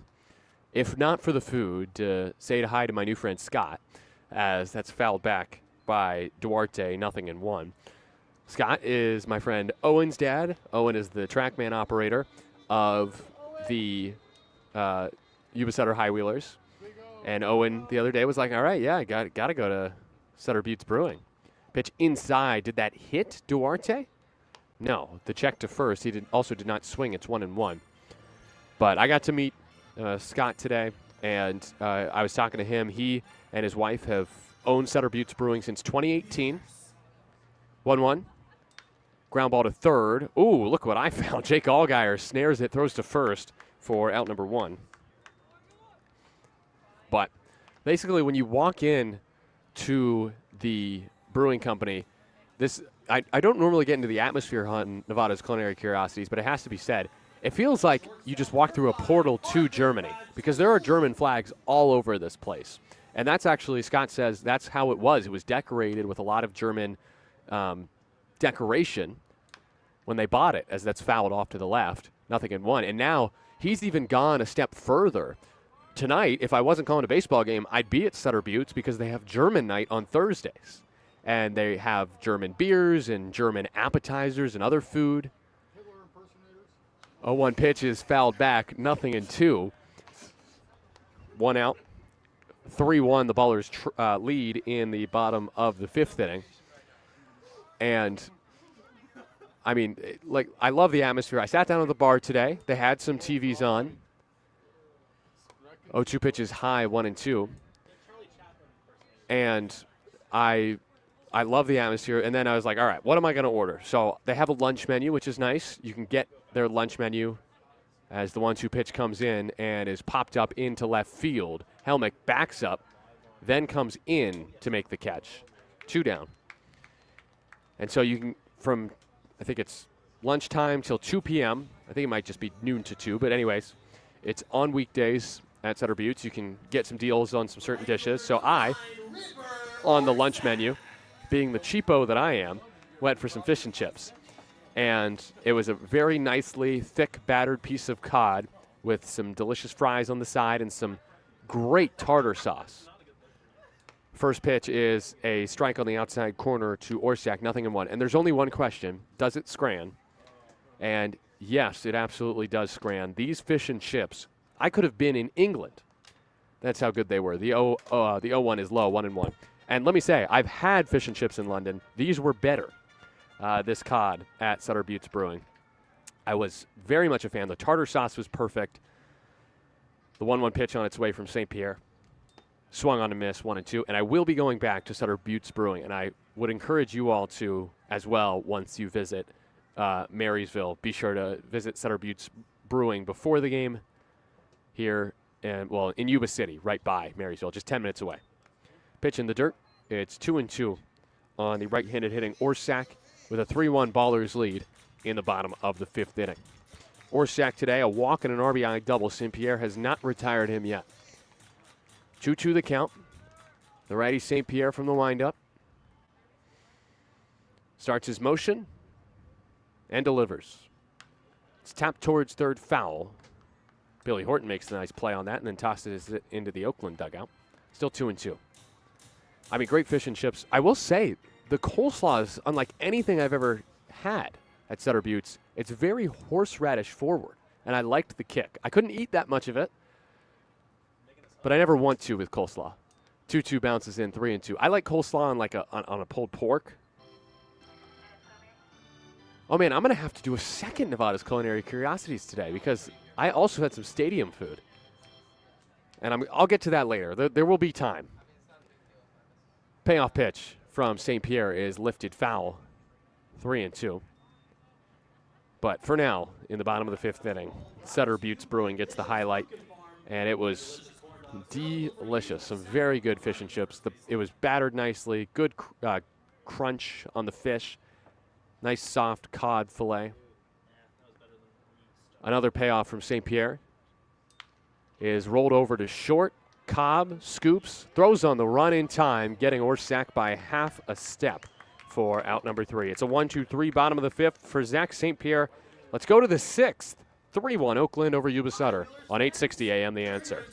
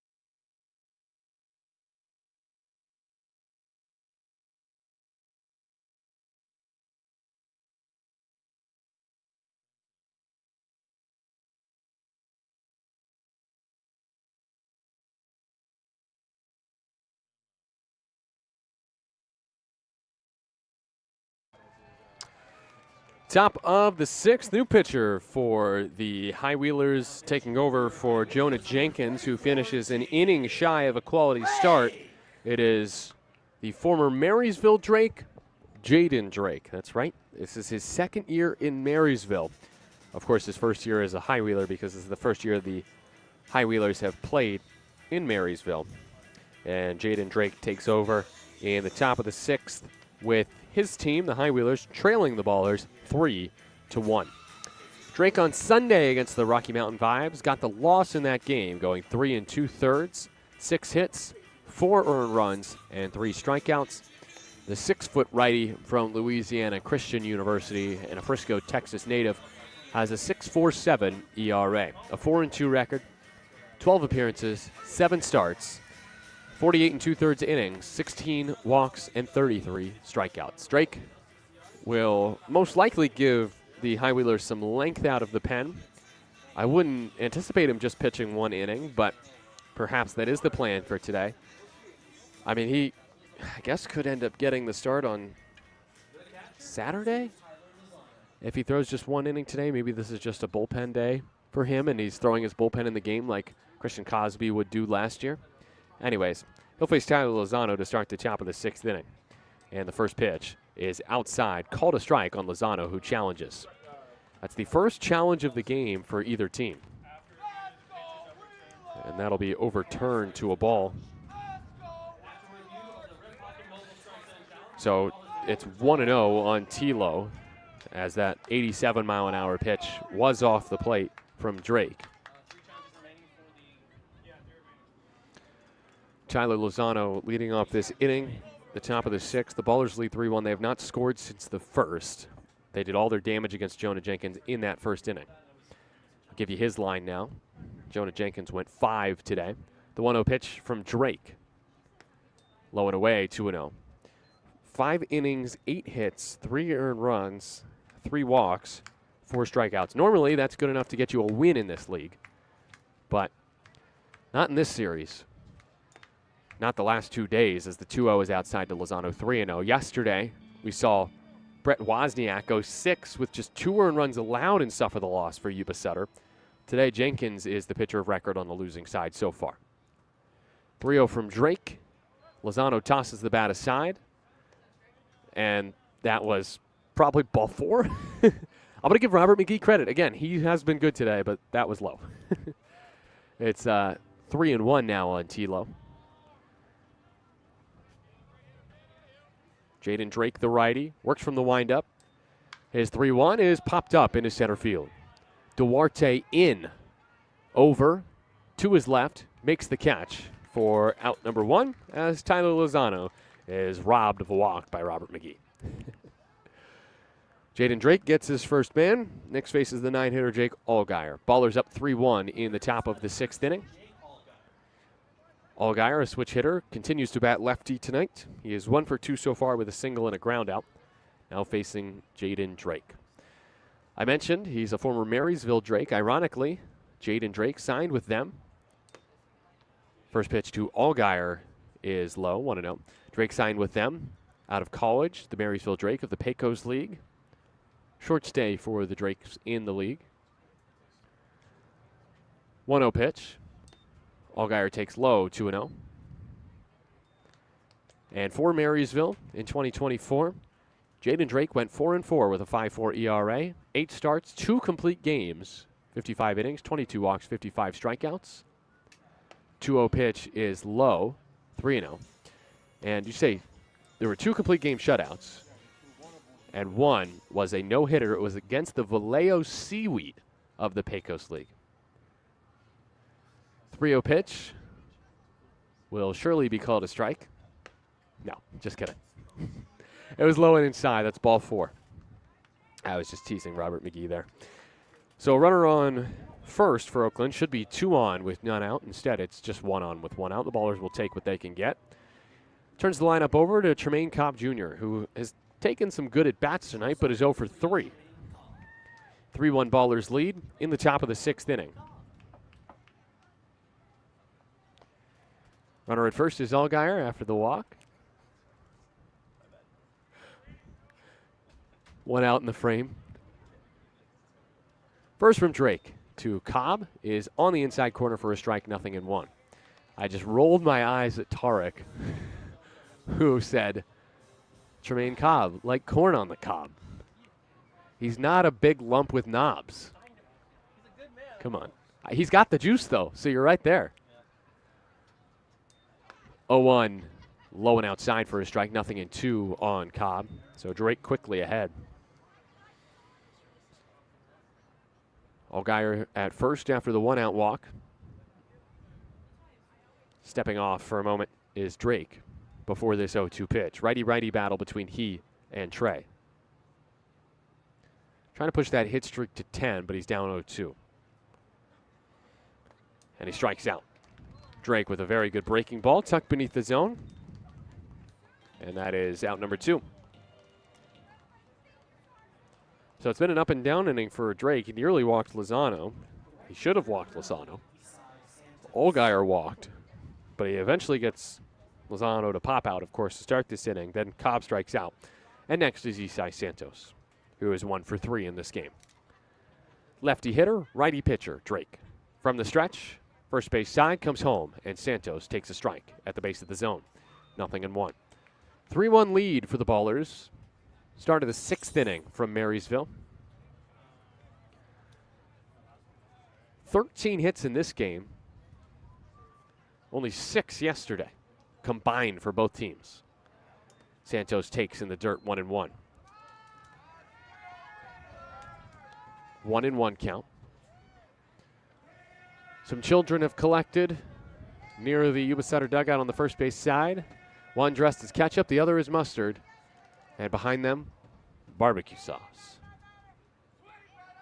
1-1 count.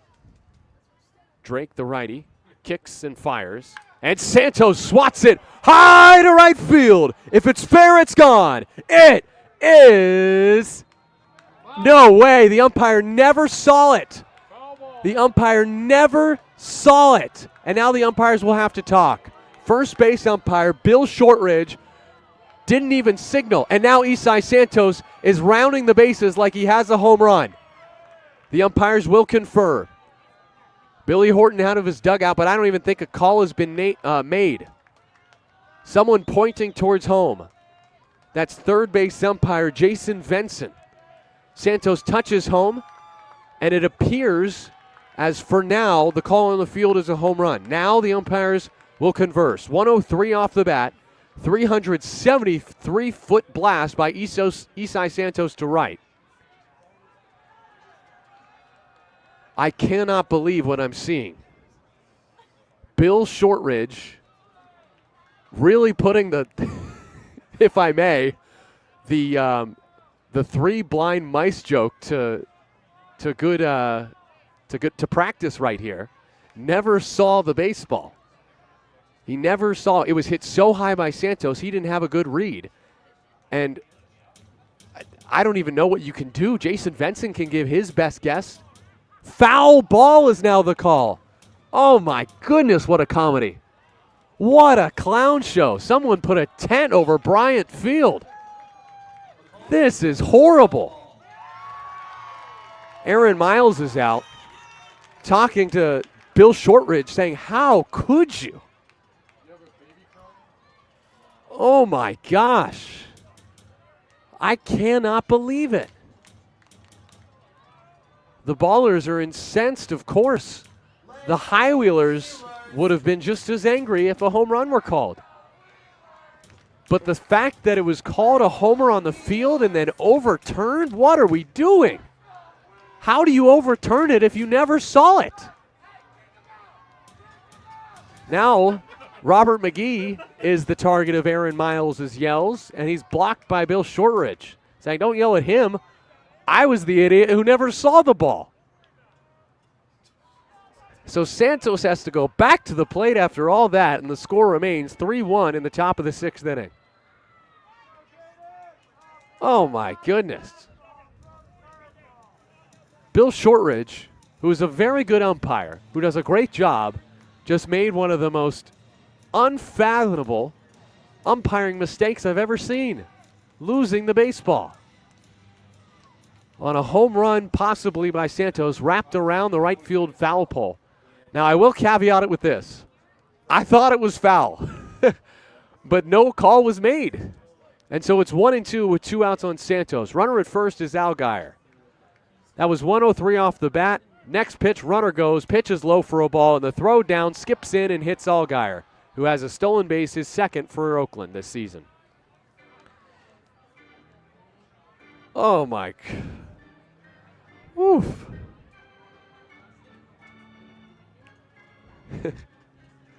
Oh, I apologize for my harsh words to Bill Shortridge and the rest of the umpiring crew, but that was pretty bad. And I think they know it.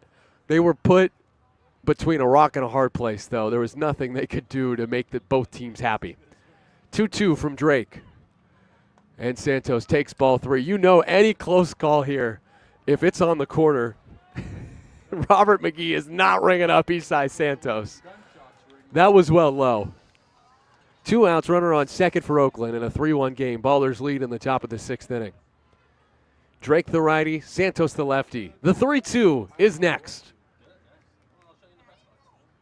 Santos takes ball 4 low. He gets on in the end. No harm, no foul for now. Oh, man. Ball don't lie? I don't even know. 2 on, 2 outs in the top of the sixth inning. The Ballers lead 3-1. Davis Druick is next.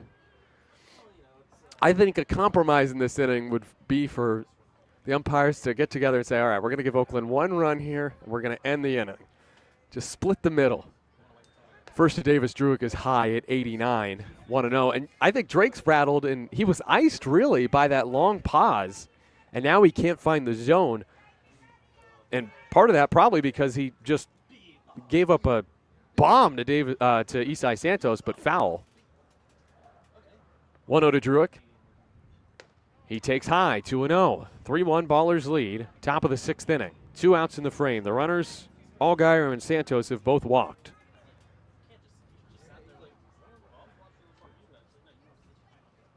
Druick, the left-handed hitter, is 0 for 2 today with a walk. Does not have a hit yet this series. 2-0. Druick swings and pops it up. Center field. Duarte will not have the play. It's the right fielder who makes the catch. It's Orsak who ends the inning on the high fly ball from Druick, who tried to hit a 3-run bomb but just got underneath it. So the Ballers do not score, even though Isai Santos was once called homer in the top of the 6th inning. It's 3-1 Oakland over Yuba Sutter, heading to the bottom of the 6th on 860 AM The Answer.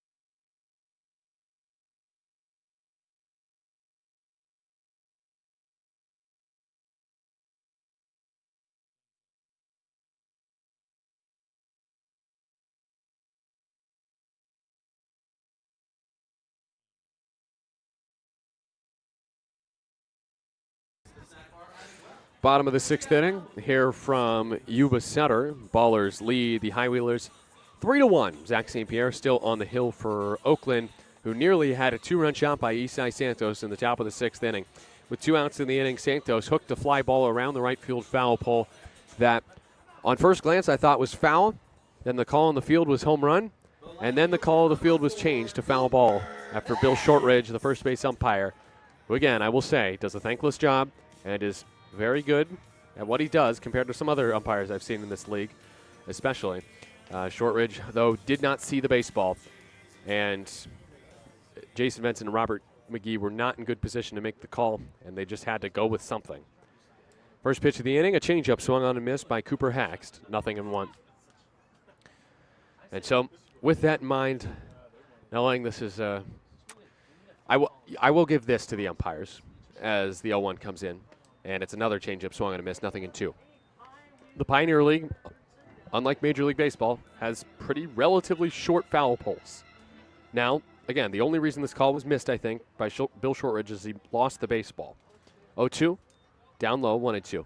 But I think it can be said that umpiring and calling those balls down the line in the Pioneer League can be difficult when the foul pole is only about 20 feet in the air, sometimes 30. This one is closer to 30 feet in the air. 30 to 40 maybe here in Marysville. 1-2 is high and tight at 90 from St. Pierre, 2-2. But I will offer my sincerest apologies to the umpiring crew for some harsh words. 2-2 is low, 3-2. They do not deserve it. They have a thankless job, and they don't get enough appreciation, although that call was definitely botched. Swing and a miss on the changeup, 1 away. St. Pierre gets his 3rd K. I don't think the call on the field in the end of foul ball was the wrong call, but the way it was handled left much to be desired. 1 out in the bottom of the 6th. We'll leave that in the past. It is time to look at scores from around the Pioneer League tonight. Cuba Bess at the dish, the left-handed hitter, takes a first pitch hack and misses, 0-1. 1 out here from Marysville in the bottom of the 6th. The Ballers lead 3-1 over the High Wheelers. A 1 pitch is inside, called a ball. 91, just in, 1-1. Knockout round win for the Mustangs today against the Great Falls Voyagers. So in the end, they win 5-4. That's actually game one of a doubleheader, a rainout from a couple days ago. Best line drive past second and into right field. That is Bess's hardest hit of the series. He had an infield hit yesterday. This time, 110 off the bat. That's much more like it from Cuba Bess. He took an 80-mile-an-hour changeup below the zone and still got the barrel to it. That's an impressive piece of hitting from Bess. It's a one-out single here in the bottom of the sixth with a 3-1 Ballers lead. Game two of the doubleheader in Billings. The Voyagers are leading in the top of the fourth, 7-4. Just a few innings away from a split. Brusa, first pitch hack. A super swing to right field, and this game is tied. This one, no doubt, a fair ball. And oh, how the turntables have turned. The Ballers very nearly took a 5-1 lead in the top of this inning. And it's a 2-run blast to tie the game for Gio Brusa, his 20th of the year. He's now tied for fourth in the Pioneer League with his teammate Cuba Bess as well as Oakland's Christian Almanza. And yes, you can think back to that call. That's the reason this game is tied, but also you have to give Brusa some credit. He got a high changeup and did not miss it. Bobby Leday, first pitch swinging, grounds it to second. Rounding the baseball, Harris, his throw to first in time for out number 2. Bottom of the sixth, 3-3 game, Oakland and Yuba Sutter. Some more scores around the Pioneer League tonight. Final from Ogden. The Sky Sox beat the Raptors 8-6. Colorado Springs bounces back after a few straight losses. Bottom of the seventh from Colorado Springs. The Grand Junction Jackalopes lead the Vibes 6-3. The top of the ninth inning in Idaho Falls. Glacier leads 12-8 over the Chuckers. Range Riders leading by 4. Pitch outside from St. Pierre 1-0. And top of the ninth in Boise, the Missoula Paddleheads lead the Hawks 7-4. Next to Campagna, swing and a miss on the changeup. 1-1. Heavy dose of the changeups today for Zach St. Pierre. One bad changeup left at the top of the zone resulted in a Gio Brusa 2-run bomb to right field to tie the game at 3 in this inning. 1-1 pitch that just missed the inside corner at 80. Another great changeup from St. Pierre. Did not get a swing, though, from Campagna, who is 1 for 2 today. 2-1 toss. Campagna takes high at 90 miles an hour. No doubt that's at the top of the zone and called a ball. You basically know when that pitch looks close at the top of the zone that it's probably a strike and that umpires in this league will not call it. 3-1 hitters count, and it's a foul ball off to the right. Middle fastball. I got Kevin next to me making some foul ball home run jokes. I don't know, that was pretty close. We might have to change the call on the field right there. You're right, Kevin. 2 outs, 3-2 pitch is grounded foul off the facing of the Oakland dugout. The changeup again from St. Pierre low. St. Pierre's pitch count now up to 70, we'll call it 78. Let's say 79. St. Pierre likely, I'd say at this point, to pitch the 7th, but there is action in the pen. Pitch on the outside corner, strike 3 called on Campagna. 92 right on the edge for St. Pierre's 4th strikeout. And after review, that is confirmed a strike on the outside corner. So St. Pierre does give up the game-tying homer, but strikes out Campagna looking, and the Highwheelers burn their first challenge. We are all new after 6. It's the Ballers 3 and the Highwheelers 3 after Gio Brusa's 2-run bomb. Let's go to the 7th on 860 AM, The Answer.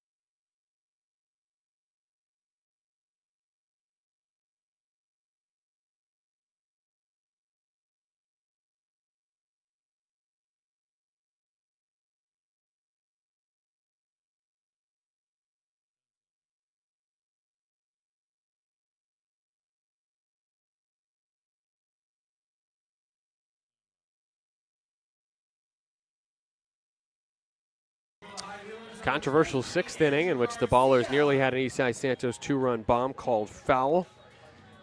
And in the bottom of the inning, a 2-run homer by Gio Brusa ties the game at 3. So in the top of the 7th, it is 3-all, the Ballers and the High Wheelers, as Andrew Garcia comes on in relief for Yuba Sutter. Garcia on for Drake, who pitched an inning and did walk a couple, but struck out one and did not give up any runs. 1 inning, no hits for Drake and no runs, with 2 walks and a strikeout. Andrew Garcia, Sunday against Rocky Mountain, gave up 5 hits and 3 earned runs with 1 strikeout in 1 inning of work. A season high 5 hits allowed for the righty. 5'10", 190 out of Antelope Valley College. He's a former NAIA product. He's been in this league, though, for 4 years. And in 2025 with Yuba Sutter, his first year with the High Wheelers, he has a 7.43 ERA. He's 0-4 and has made a team high now 25 appearances with a team second.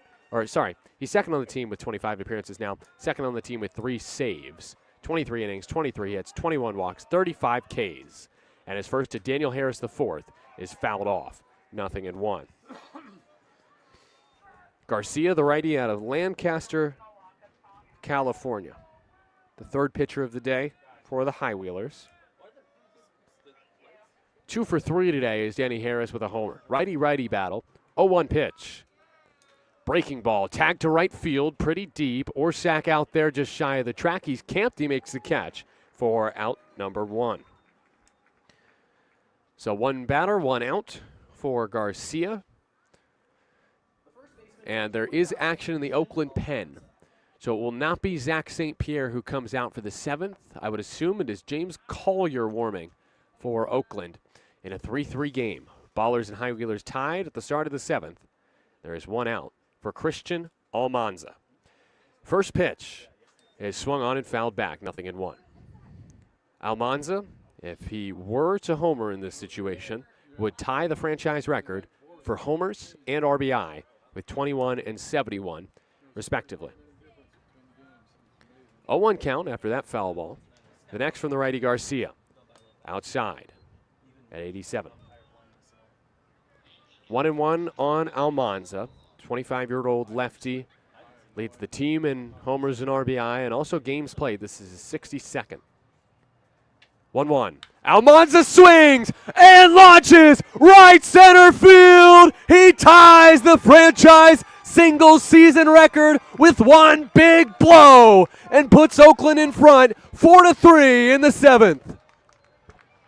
A mammoth blast to right center for Christian Almanza. 21 home runs, 71 RBI.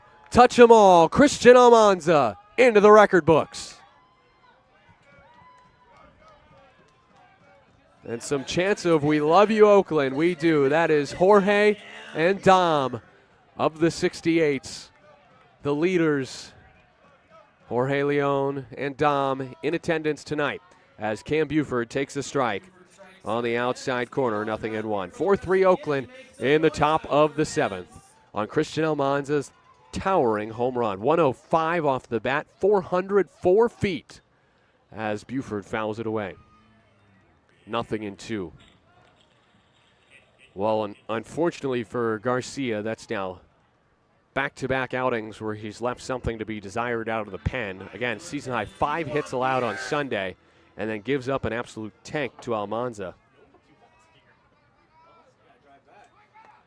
Buford takes high, 1-2. That was a 95-mile-an-hour fastball from Garcia to Almanza. 1-2 pitch from Garcia. Swung on and missed. That was 96. And you see why Garcia's in these situations. Late game scenario, trying to, get outs with that hard fastball. But the problem is, and again, this is something that I talked about earlier that Caleb Franzen has struggled with this season. You cannot leave it over the plate as much as he did to Christian Almanza. It was honestly not a terrible pitch, high and outside, but here's Lou Helmick, who swings and fouls one off. It's 0-1. But when you're throwing 96, you best not miss. And Almanza did not miss the fastball on the high outside corner from Garcia. 2 outs, bases empty for Helmick. Ballers up 4-3 in the top of the 7th.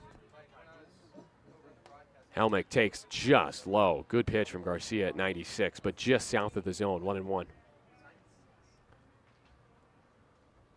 Helmick today has reached 3 times, 2 walks and a fielder's choice. See if he sees something to hit here. 1-1. Helmick takes outside. That was a rare off-speed pitch from Garcia, not the fastball. Hard slider, but it stayed away and stayed low. 2-1 is next. Helmick crushes to right field. It is high. It is far. It is off the top of the wall. It is gone. The second long ball of the inning for the Ballers, and Lou Helmick homers for the first time in quite some time. An important insurance run for Oakland. It's 5-3 Ballers in the top of the 7th. 2 left-handers go deep for the Ballers in the inning. Christian Almanza to deep right. Lou Helmick just off the wall in right field. Of course, if you hit that sheet metal above the padding, that is a home run here in Marysville. Here's Tyler Lozano. He takes high and tight, 1-0. 2 outs in the inning and a 5-3 Oakland lead over Yuba Sutter. I cannot remember the last time Lou Helmick went deep. Lozano fouls it off, 1-1. That was just his 4th bomb of the year. And he's got light tower power, don't get me wrong, but he had not homered since July 11th against Rocky Mountain. That's right, 20 days, almost 3 weeks since his last long ball. 1-1 next to Tilo. Lozano foul tips it into the mid of the catcher, Campagna. That was just 98 off the bat of Lou. 344 feet to right. Not exactly a cloud scraping homer, but he hit it just high enough. Launch angle 24 degrees for Helmick there for the home run. 1-2 from Garcia. Lozano with a patient take there, holds off the breaking ball, the slider in the dirt. That's a great slider from Garcia. You do wonder with the 2 homers off of lefties what his splits are right-handers against left-handed batters, because he can't throw that slider really to lefties. 2-2. Lozano waves at the wipeout slider for out number 3. And Garcia strikes out 2 in the inning, but not before the Ballers grab the lead right back on 2 solo bombs. They've homered 3 times today. Christian Almanza ties the franchise record with 21 homers and 71 RBI. Lou Helmick gets in on the action with another homer in the inning. When it's all said and done, the Ballers do not strand a runner, and they score 2 on a pair of solo bombs to right. 5-3 Oakland. Time to stretch here from Marysville on 860 AM The Answer.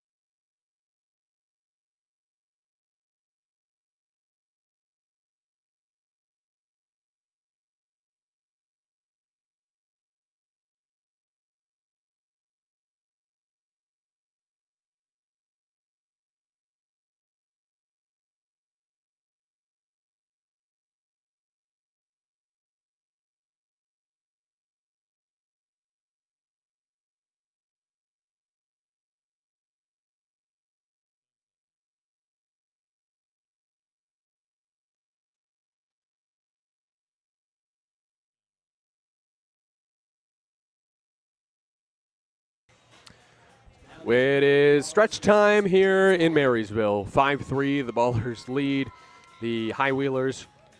And on to pitch in the bottom of the 7th. Get ready, Christy. It's James Collier Mama. James Collier in the bottom of the 7th, takes over for Zach St. Pierre, who was excellent today. Another quality start for St. Pierre. We'll get into that momentarily. But first, let's talk to you about James Collier.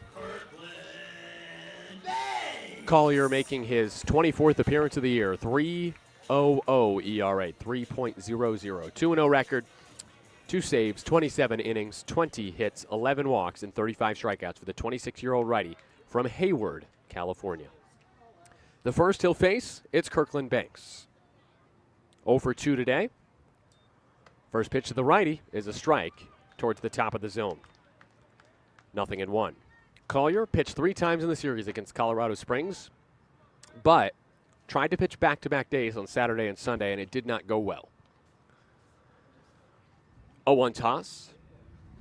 Swung on and missed, 0-2. Collier Saturday pitched a scoreless inning. Collier Sunday did not record an out, walked 1, and gave up a homer, snapping his scoreless inning streak at a whopping 16 2/3 innings. 0-2 in this righty-righty battle. Collier fires outside, skipped in a breaking ball. No, a changeup, sorry. It's 1-2.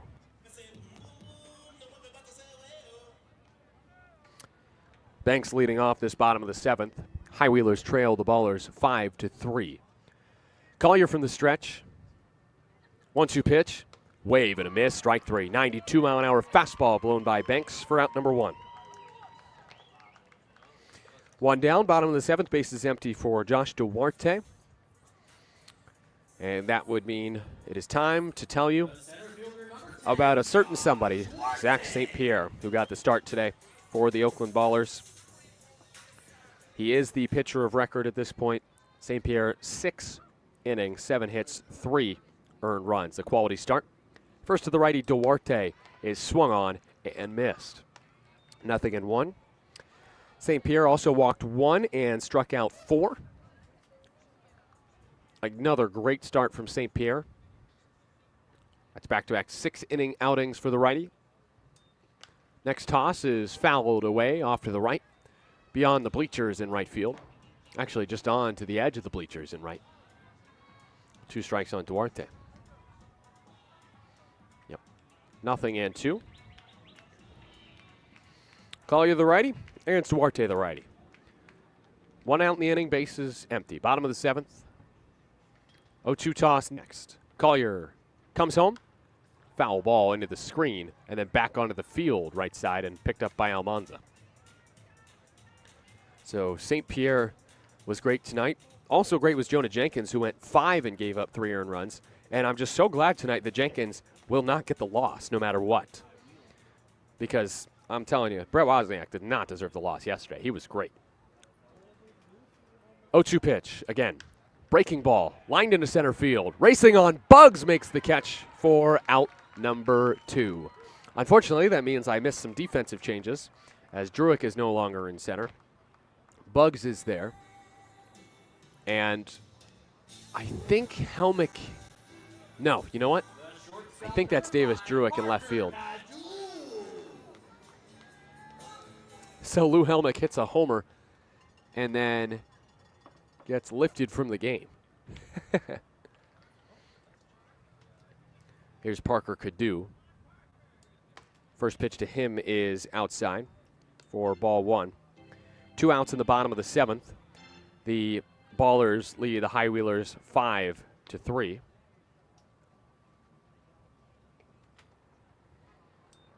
Next is a swing and a miss, 1-1.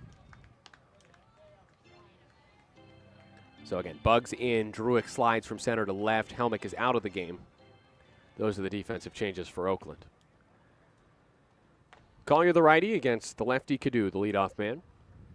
1-1 tosses high and away, 2-1. Cadu is 1 for 3 today. Well, I was supposed to tell you about some former Ballers here in the bottom of the 7th inning. Maybe we'll wait till bottom 8 for where are they now. Sounds like a good plan. 2 outs in the inning. Doesn't seem like the place to start it.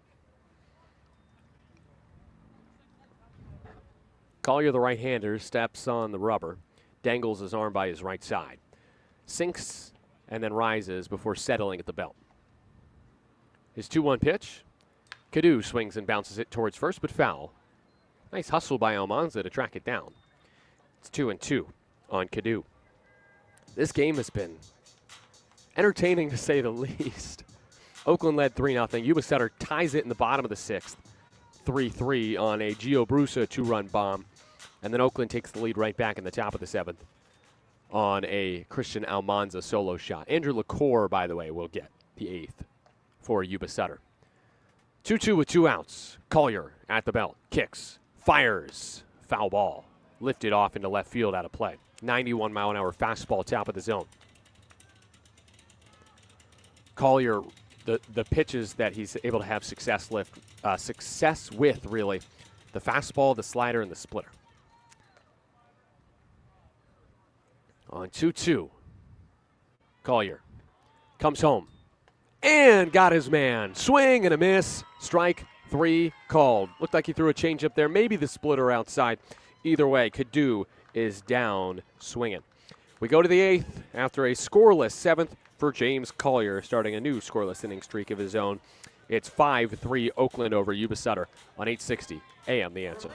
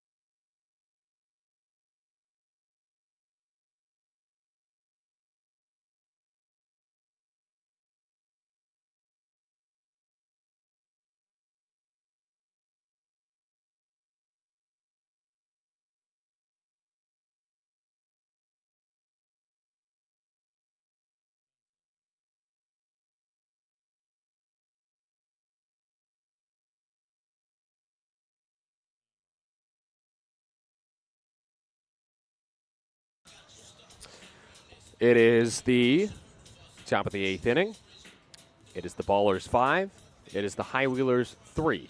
Here on 860 AM The Answer and on YouTube. I'm Nevada Cullen with Chris Dorr back in our 860 AM The Answer studios. New pitcher for the High Wheelers. From one Andrew to the next, Andrew LaCour relieves Andrew Garcia, who gave up a couple bombs and therefore 2 earned runs in 1 inning, striking out 2 in the top of the 7th. LaCour, 11.17 ERA, the lefty, aged somewhere around 23 years old. I probably could have looked a little harder for the age. That was his age last year. Or maybe he was 22 last year, and I just assumed he was 23 now. Anyways, he's from Walnut Creek, California, so a Bay Area native, and has an 0-2 record this year. His 18th appearance, 19 1/3 innings, 30 hits, 13 walks, 24 strikeouts. He is trying to get back into form from last year when in 14 appearances he put up a 1.84 ERA for the High Wheelers in his first year as a pro. Sunday against Rocky Mountain, a little bit better from LaCour, an inning and a third, 2 hits, no runs, 3 strikeouts, so a good bounce back from LaCour as the lefty will face Jake Allgaier, who hits from the right side for the first time today. First pitch to him is inside for ball 1. Top of the 8th inning, Ballers lead 5-3. After a 90-mile-an-hour fastball missed into LaCour, it's 1-0 to Allgaier. Pitch from LaCour is swatted to center field on a line. Racing back Duarte. He makes the catch shy of the track for out number 1. Last night, game only lasted 2 hours and 23 minutes. I don't think we're going to beat that tonight, but not complaining about the pace of play either. Top of the 8th inning, 1 out. 5-3. The Ballers lead the High Wheelers. Top of the 8th, 1 out for Tremaine Cobb Jr., who is 0 for 4 so far today. First pitch here. Cobb takes a strike at the bottom of the zone at 90, 0-1. Officially, his 9-game hit streak is on the line here. If he does not hit safely here, it's unlikely that he'll have another chance. 0-1 toss. Cobb taps it slowly down the third baseline, foul. 0-2. Now, regardless of whether he gets a hit or not here, it has to be said, Cobb hits lefties very well. That's something, actually, that you've really noticed as the season's gone along for Oakland. He is now hitting .373 against left-handed pitching, which is the second best mark on the team. Also happens to be the Ballers' leadoff man, so never hurts then to have him against a left-handed starter. 0-2 from LaCour to Cobb. 81, breaking ball, just south of the zone, 1-2. Ballers up 5-3, 1 out, bases empty, top of the 8th inning. Breeze blowing into the press box here in Marysville. 1-2 pitch. Cobb fights it off. Another breaking ball. This one left up, and Cobb just swatted it foul off to the right. There's Brian Carmel walking around with a beverage in his hand, co-founder of the Ballers.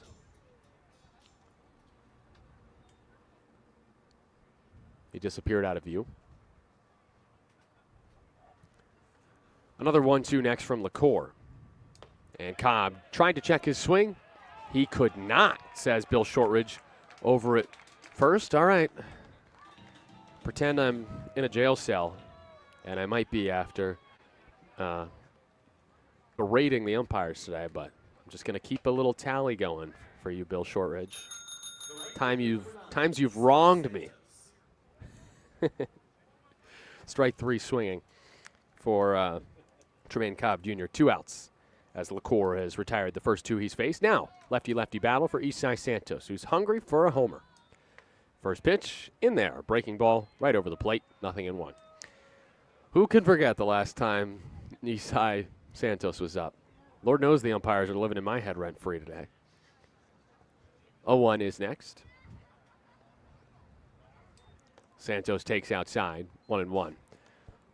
The pitch from, it was Jaden Drake at the time, so Isai Santos was stroked to right field, high and deep to right field for a foul ball.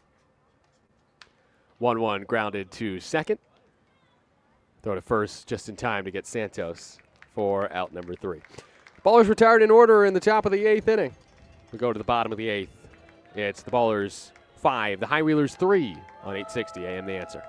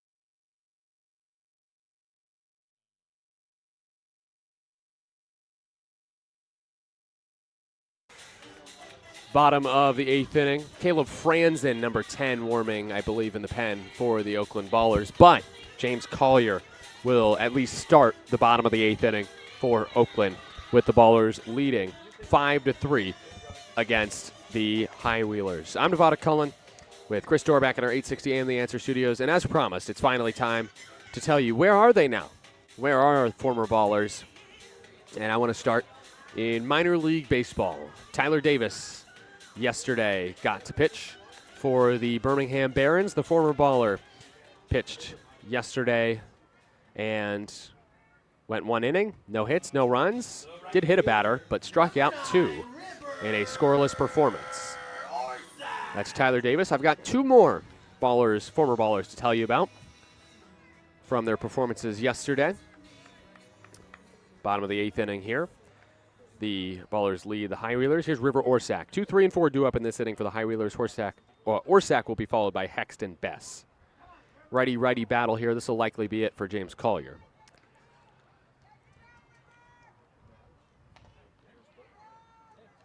First pitch of the inning to Orsak.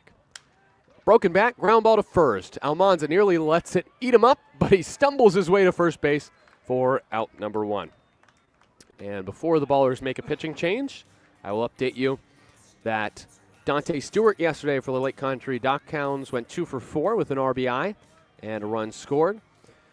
5-1 win for the Dockhounds. And in Charleston for the Southern Maryland Blue Crabs, Dondre Hubbard hit a solo homer, the former Baller, in a 7-5 Blue Crabs win. That's where are they now.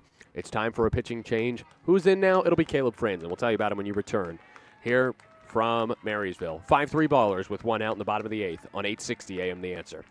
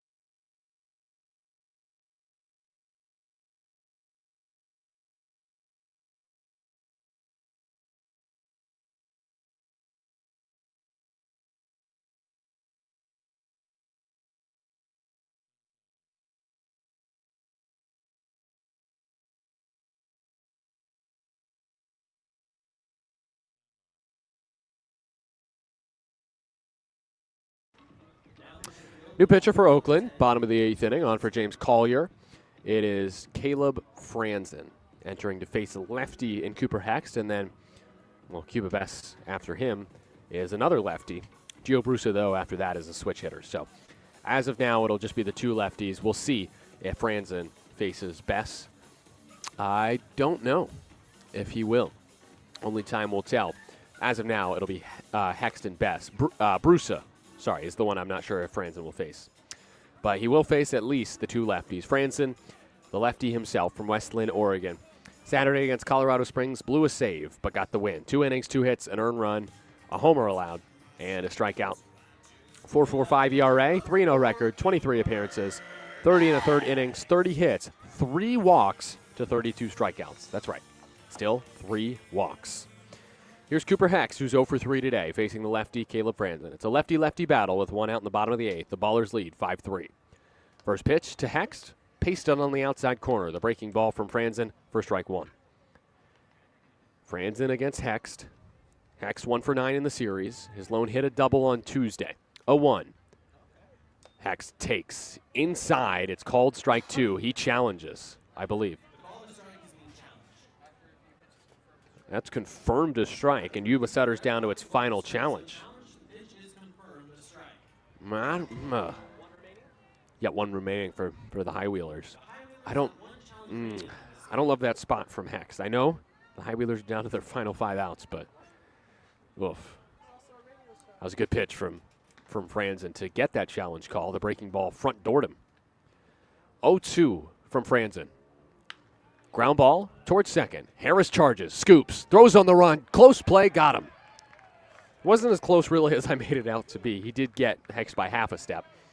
But impressive play from Harris for out number 2. I will say that's a great pitch from Franzen. Threw him the, I'm going to guess, slider there. Probably didn't get it far enough away from the plate on 2 strikes, but it was not over the plate. And now here is Cuba Bess. It could be his final plate appearance today. And Best is 1 for 3. He's the best hitter on the High Wheelers, but he does have the disadvantage here, lefty-lefty. First pitch outside at 93. 1-0. 5-3, Ballers lead, bottom of the 8th. 4 outs to get for Oakland to take a 2-1 series lead here in Marysville. The hard-hitting Bess takes outside. It's 2-0. 2 fastballs nowhere near the zone from Franzen. 2-0 on Bess. Franzen has not been immune to lefties this year. TJ Clarkson has the most homers against him, 2, and he's a lefty for Glacier. 2-0. Bess rockets one down the first baseline foul. Franzen that time threw 91 and saw 107 off the bat. For the 9th for Yuba Sutter, it's Mason Bryant warming in the pen.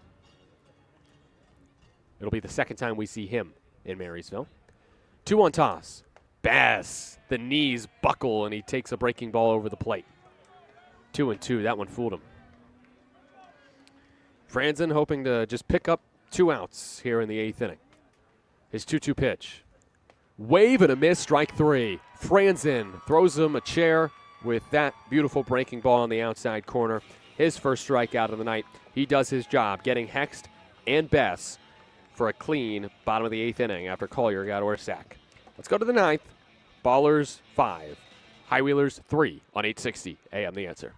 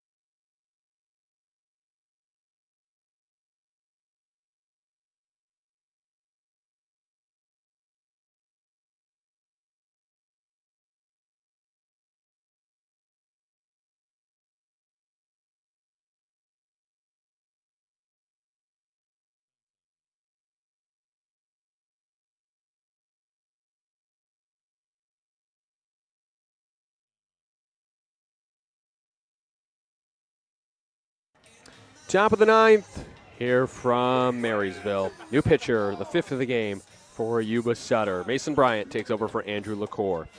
LaCour pitched a hitless inning, a scoreless inning in the top of the 8th and struck out 1. The lefty gives way to the righty, Bryant, who has a 3.76 ERA this season. This is his 23rd appearance, 26 1/3 innings, 30 hits, 10 walks, 32 strikeouts for the 6'6 righty from Austin, Texas. Tuesday against Oakland, gave up Jake Allgaier RBI double, but that was an inherited runner that scored. So his line looks like this: an inning and a third, a hit, no runs, and 2 strikeouts. Top of the 9th, 5-3 Ballers lead, thanks to 2 homers in the top of the 7th, Almanza and Helmick. And the Ballers with just 3 outs away from victory, hoping to pick up some insurance with Druick, Harris, and Almanza due up in the 9th. I do have to give a late Nevada's Culinary Curiosities today, because not only did I go to Sutter Butte's Brewing today, I also finally got some food from Bryant Field, and I did want to thank the wonderful Emily for getting me my food, the daughter of Kevin next to me, who is the scorekeeper for the High Wheelers. And Kevin told me the other day, go down, ask for Emily. She'll make sure you get a nice fresh corn dog. And so I did. I got me a corn dog, and that thing was the best corn dog I've ever had. So when you go to Bryant Field, you got to get the corn dogs. Please, and thank you. First pitch of the inning to Druick is a strike, 0-1. I automatically, after trying that corn dog, I was like, all right, High Wheelers aren't messing around. This is some of the best stadium food in the league.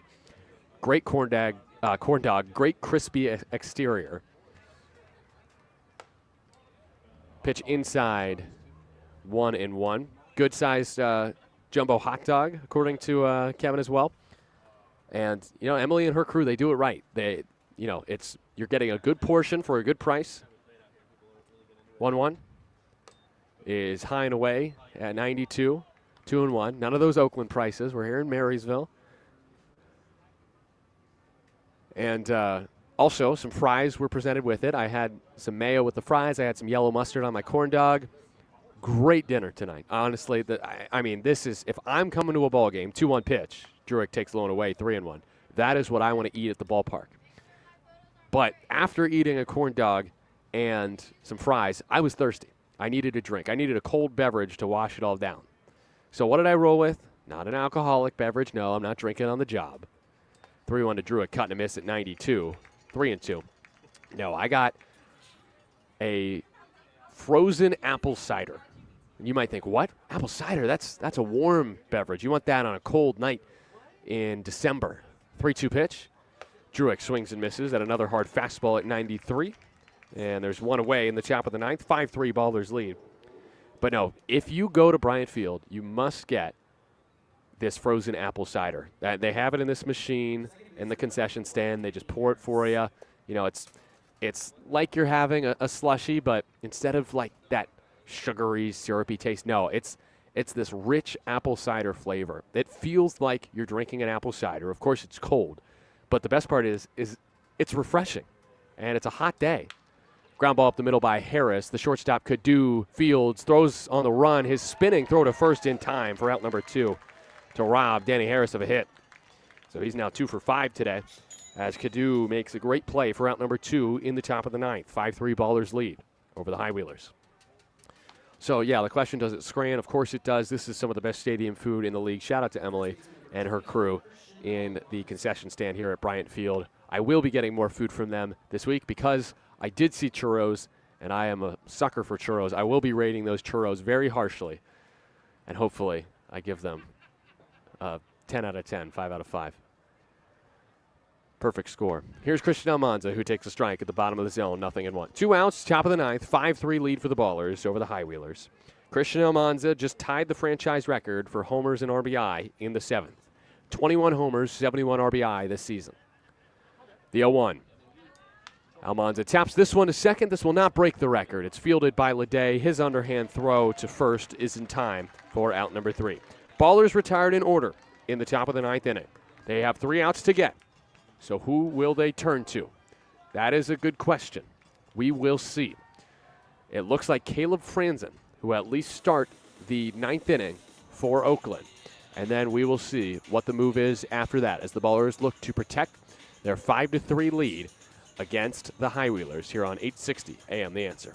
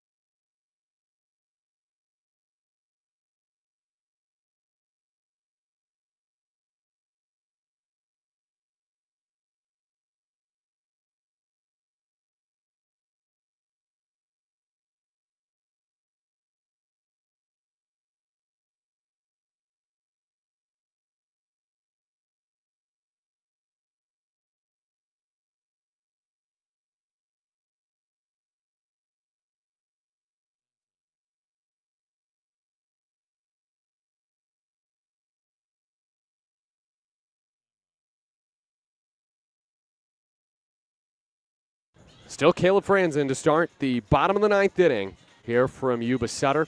It will likely be one batter for Franzen as he already got 2 outs in the 8th. And Adam Bogosian is going in the pen for Oakland right now. Interesting. Not Connor Sullivan, who, again, Sully has been struggling. Pitched twice against Colorado Springs and gave up 6 runs. And so the league leader of saves is going to get a little bit of extended time off, and I don't think that's a bad idea to help get his mind right. Here is Gio Brusa against Caleb Franzen. The first pitch of the inning is a strike. 0-1. 93-mile-an-hour fastball low and inside on Brusa, who homered in his last at bat. He's 2 for 3 today.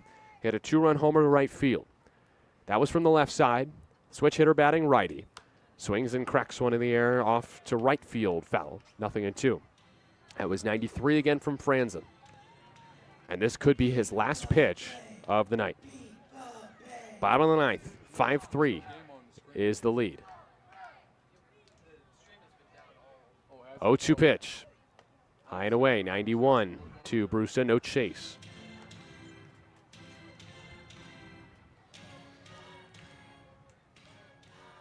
Again, could be the last pitch for Franzen. What will he do with it? 3 straight fastballs. Next pitch is swung on and hammered. Left field and deep. It is foul. Brusa just missed a homer, and Franzen let a breaking ball hang right there. 104 off the bat. Brusa nearly just hit his second homer of the game. For Brusa, that would have been his fourth multi-homer game of the season.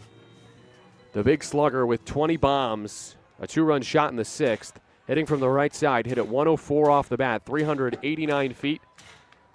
But a foul ball, just like Isai Santos' foul ball in the sixth inning. 1-2, still the count. Franzen to Brusa. Chance of let's go Oakland. Franzen fires inside, the fastball at 95, dialing it up. Let's go, Wheelers! He did miss, but you'd rather him miss with that pitch low and in than throw it over the middle. 2-2 on its way. Brusa swings, bounces it to third. It's under the glove of Leahy.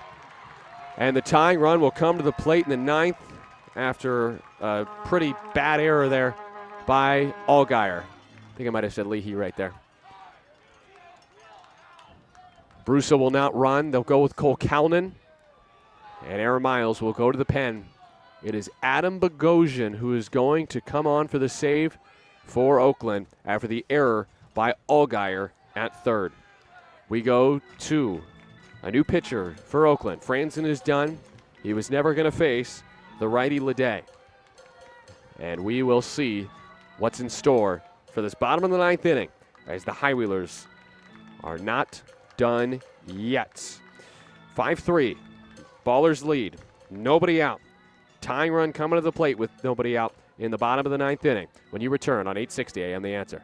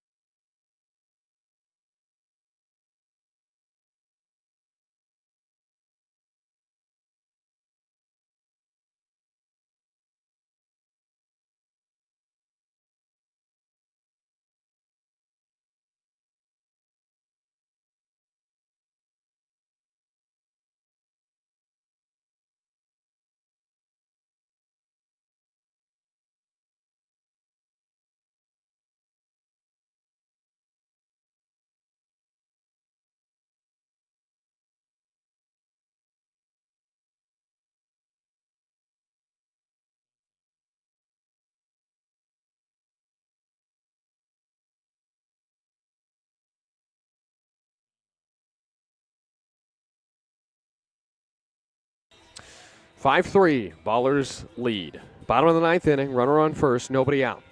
In this situation, the Ballers, for as long as he's been here, would go to Connor Sullivan in this situation. However, today it is Adam Bogosian. It's because Sully's been struggling and has taken a few days off here to reset. And so it's Adam Bogosian who will go for his second professional save. His first was a 3-inning save in Ogden. This is much different. The tying run is already at the plate in the bottom of the ninth inning in Bobby Ledet with nobody out in the bottom of the ninth.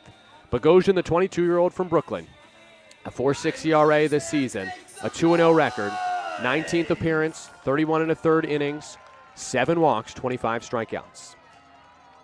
The runner for Brusa at first base is Cole Calnan. So runner on first in the bottom of the ninth. Ledet represents the tying run. And the first pitch of the inning is lined foul. He jumped on 92 on the inside corner, hit it 107 off the bat down the line. 0-1. Just a loud strike for Ledet. In this game, he's 1 for 3. In the series, he's 2 for 11. Closed stance right-handed batter against the righty, Bogosian. Runner at first is Calnan. Next pitch is swung on and laced to short, over the glove of Cobb and into short left center field. First to second goes Calnan. And Bobby Ledet comes through. Took a 93-mile-an-hour fastball above the zone. Not a bad pitch by any means. And Ledet still singles in the left to bring the winning run to the plate. And Mike Campagna. 5-3, Ballers still lead, but clinging to this lead at this point. We're into the nail-filing, nail-picking reaches of this ball game. Whatever your nervous habit is, it's time to do it. Campagna, the winning run at the plate in the bottom of the ninth with no one out. The first pitch to the righty batter. He squares to bunt and bunts right through it. He fouled it into the midsection of Tyler Lozano for strike one. Campagna trying to bring the tying run to second. Bunts foul for strike one. That gives us a second to reset. The Ballers led 3-0 in this game. The Ballers led 3-1 after 3. The Ballers nearly led 5-1. Isai Santos hit a foul ball that was originally called a homer on the field, overturned to a foul ball. And Yuba Sutter ties it in the bottom of the sixth with a 2-run bomb by Gio Brusa. Top of the seventh inning, Oakland gets homers by Christian Almanza, the go-ahead blast, and then Lou Helmick, a solo homer to make it 5-3. And here in the bottom of the ninth, the first two have reached with an error and a single for Mike Campagna, who drove in 3 the other day, squaring to bunt and pops it up. Bogo dives, can't get it. Throws from his seat to first base. Harris makes the play. No, the call is safe. Now a guy in the rundown. Leday is tagged out. Oh my goodness, what just happened? What just happened? That was nearly a double play. The call at first is safe. There's just one out. Runners at the corners in the bottom of the ninth. So here's what happened as Aaron Miles comes out to say that the call should have been out at first base. Bill Shortridge is having quite the game on his hands. I think he made the right call here, but at the same time, Danny Harris, who got the flip from Adam Bogosian, the pitcher, who dove for the bunt to try to catch it. Bogosian did not catch it.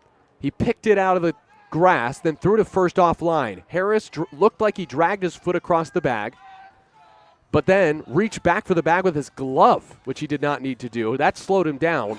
As a result, the runner at first was safe. That was Campagna, who, after it's all said and done, will reach on the play. But Leday is out because Harris, who was covering first, tagged him out after missing the bag at first. So there is one out in the inning.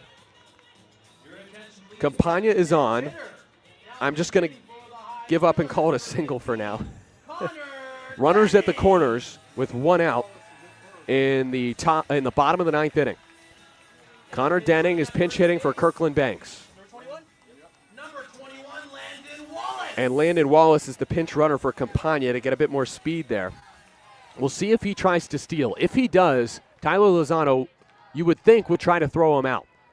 In a 2-run game, the first pitch is inside, called a ball by Robert McGee. He's been good today, but that was a missed call on the inside corner at 91, the fastball. Denning 0 for 4 yesterday with 2 strikeouts. He's the go-ahead run, the winning run in the bottom of the ninth. 1 out. A double play ends it, a home run wins it. Pitch is high at 91. 2-0 for Bogo. Again, Wallace the pinch runner, Denning the pinch hitter for Banks, who was 0 for 3. Getting a lefty up there, Billy Horton. Denning this season has driven in 23. 2-0 pitch. Denning the lefty takes a strike at the top of the zone. Changeup from Bogo and in there. In a 2-run game, Kelnan, the runner at third base, does not matter. It's Wallace at first who matters, and that's why the Ballers would throw down on a steal of second in this situation. They're not going to give up that bag. 2-1 is next. Bogo's pitch is fouled back, 2-2. 93-mile-an-hour fastball off the edge, and Denning chased ball 3.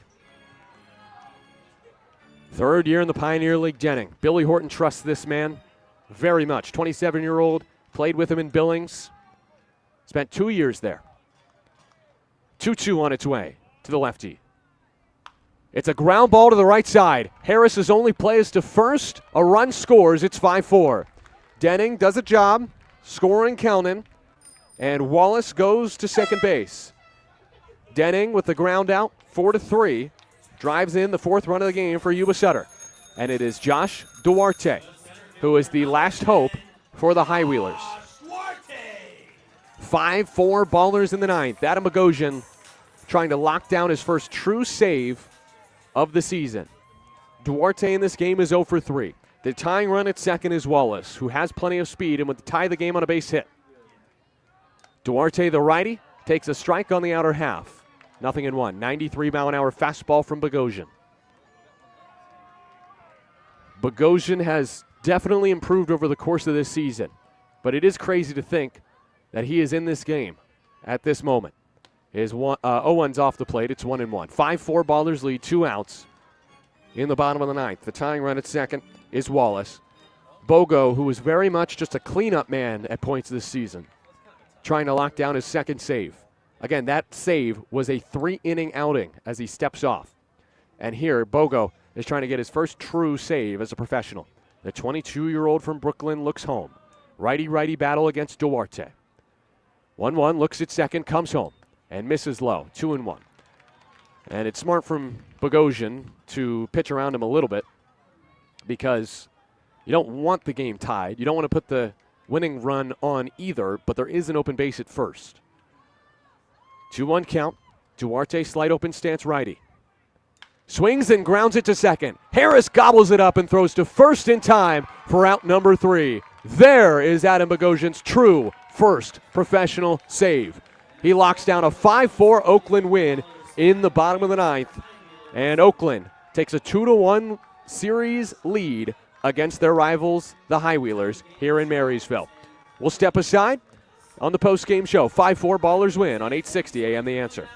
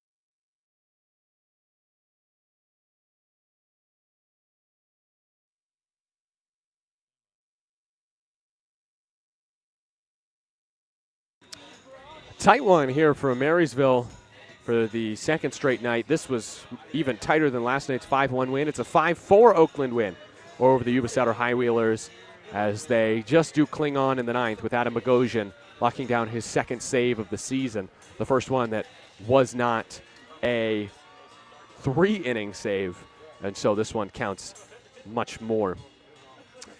As for the game itself, well, it was a fun one, so let's run you through it real quick. I'm Nevada Cullen with Chris Dorr back in our 860 AM The Answer studios. This is the post-game show here from Marysville. Well, the Ballers tonight struck first. 3 in the first inning in a crucial inning. It all started with 2 outs in the inning. Davis Druick drew a walk, which proved costly for the starter Jonah Jenkins because Danny Harris, the very next batter, hit a 2-run homer to right field to put the Ballers up 2-0. Then Christian Almanza hit a strange pop-up double on the infield behind Best, the first baseman. And Almanza reached second on the play. Cam Buford then drove him in with an RBI single, blistered it to left field, 108 off the bat. And Buford ended with a 2-hit game.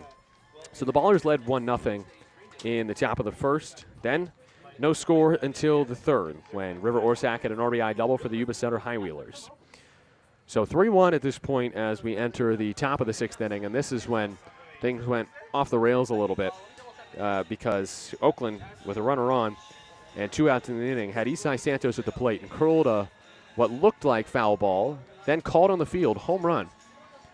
And Santos, again, rounded the bases like he had a home run. But the umpires, after conferring, said, no, it's not a home run, it's a foul ball. As I say goodbye to Tarek. We'll see him later this week, the Ballers and Highwheelers PA announcer. And so anyways, Isai Santos hits that long foul ball.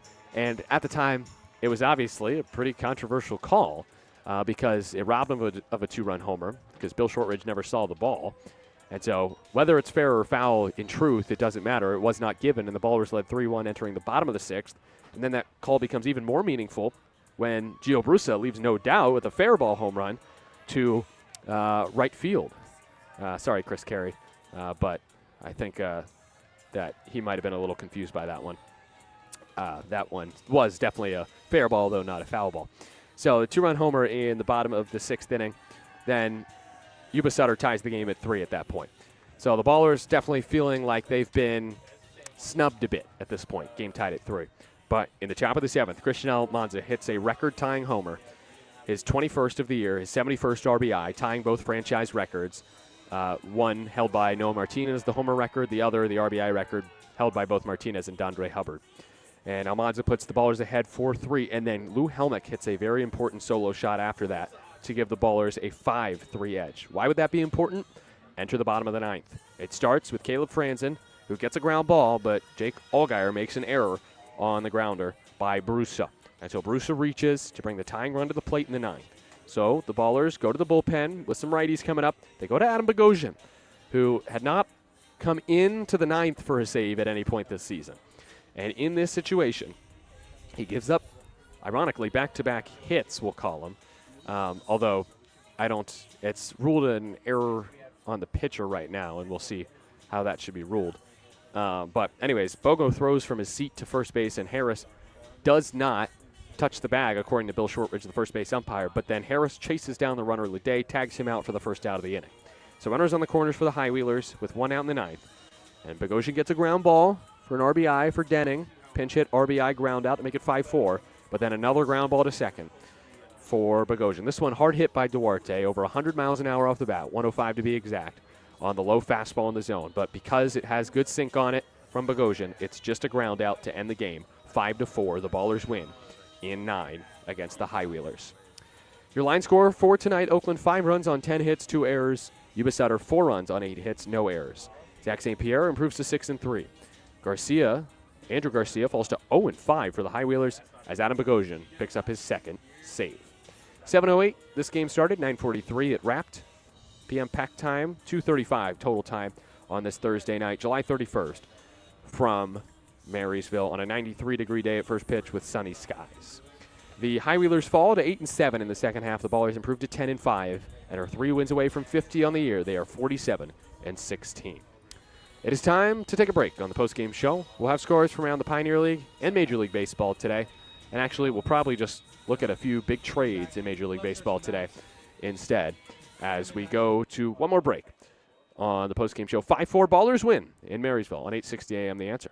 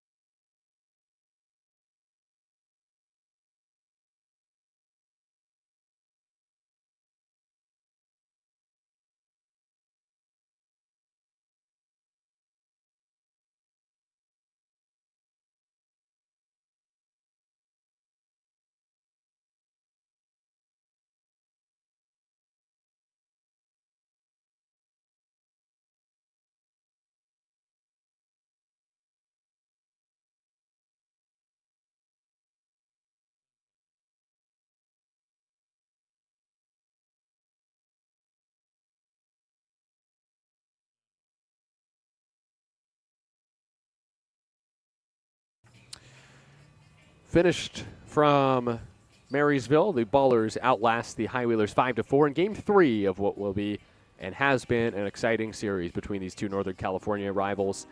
On the postgame show, I'm Nevada Cullen with Chris Dorr. It's time for scores from around the Pioneer League. Well, mentioned it was a doubleheader in Billings. Great Falls Voyagers make sure that they split the doubleheader, at least it seems. I think they still do have one more out to get, but they lead 8-5 in the bottom of the 7th against the Mustangs in Game 2. Final from Boise, the Missoula Paddleheads win 8-4. Final from Idaho Falls, the Glacier Range Riders hold on and win 12-10. Oof. The bottom of the 9th has been scary for Glacier in this series. They were winning 12-8, but Idaho Falls scored a couple of runs. And no matter who Glacier throws in the 9th, it seems like Idaho Falls is getting to them.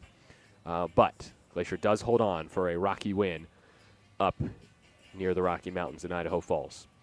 Again, another final. The Rocky Mountain Vibes beat the Grand Junction Jackalopes 10-6. With a 6-run seventh, the Vibes pulled ahead against Grand Junction to win that game.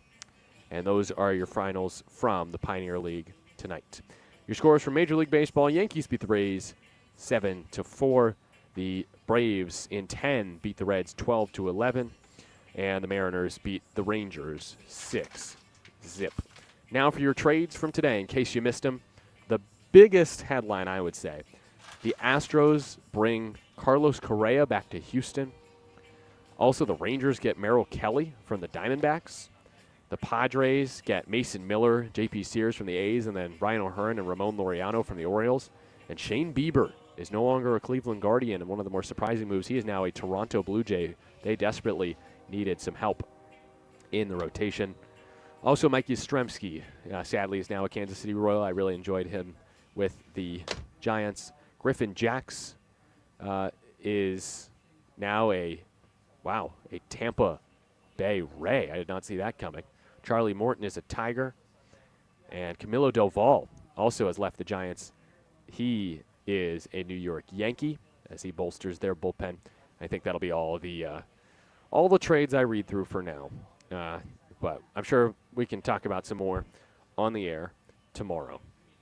As for the score here, the Ballers win 5-4 over the Highwheelers. And so that does it for today's broadcast. Here from Bryant Field in Marysville, California, our final score, Oakland 5, Yuba Sutter 4, a final in 9 innings. Big thanks to those who helped make the broadcast possible, including Ballers co-founders Paul Friedman and Brian Carmel, Ballers assistant general manager Tyler Peterson, Brendan Colthurst, Isabella Haberman, Casey Pratt. We're going to give Tarek Ansari a shout today because he was the PA announcer for the Highwheelers today, and technically his voice did appear on this broadcast. And Ben Verhoek, who will be joining us later this weekend, starting tomorrow. Can't wait to have Ben on. And also Chris Dorr back in our 860 AM The Answer studios. Also, big thanks to you, the listener, especially those who tuned in maybe first time on 860 AM The Answer or on the YouTube stream. We, of course, love our longtime listeners, but with no Floor Sports tonight, I think I had a bit more traffic than usual. We'll have more baseball coming up. Our coverage of Friday's game. Oh, hey, I just gave you a shout-out, Casey. Friday's game 4 of the 6-game series will start at 7 p.m. pack time on 860 AM The Answer and on YouTube. We hope that you can join us. Again, our final score, Ballers win 5-4. Bogo gets the save. I'm Nevada Cullen saying so long, and thanks for listening to Oakland Baseball on 860 AM The Answer.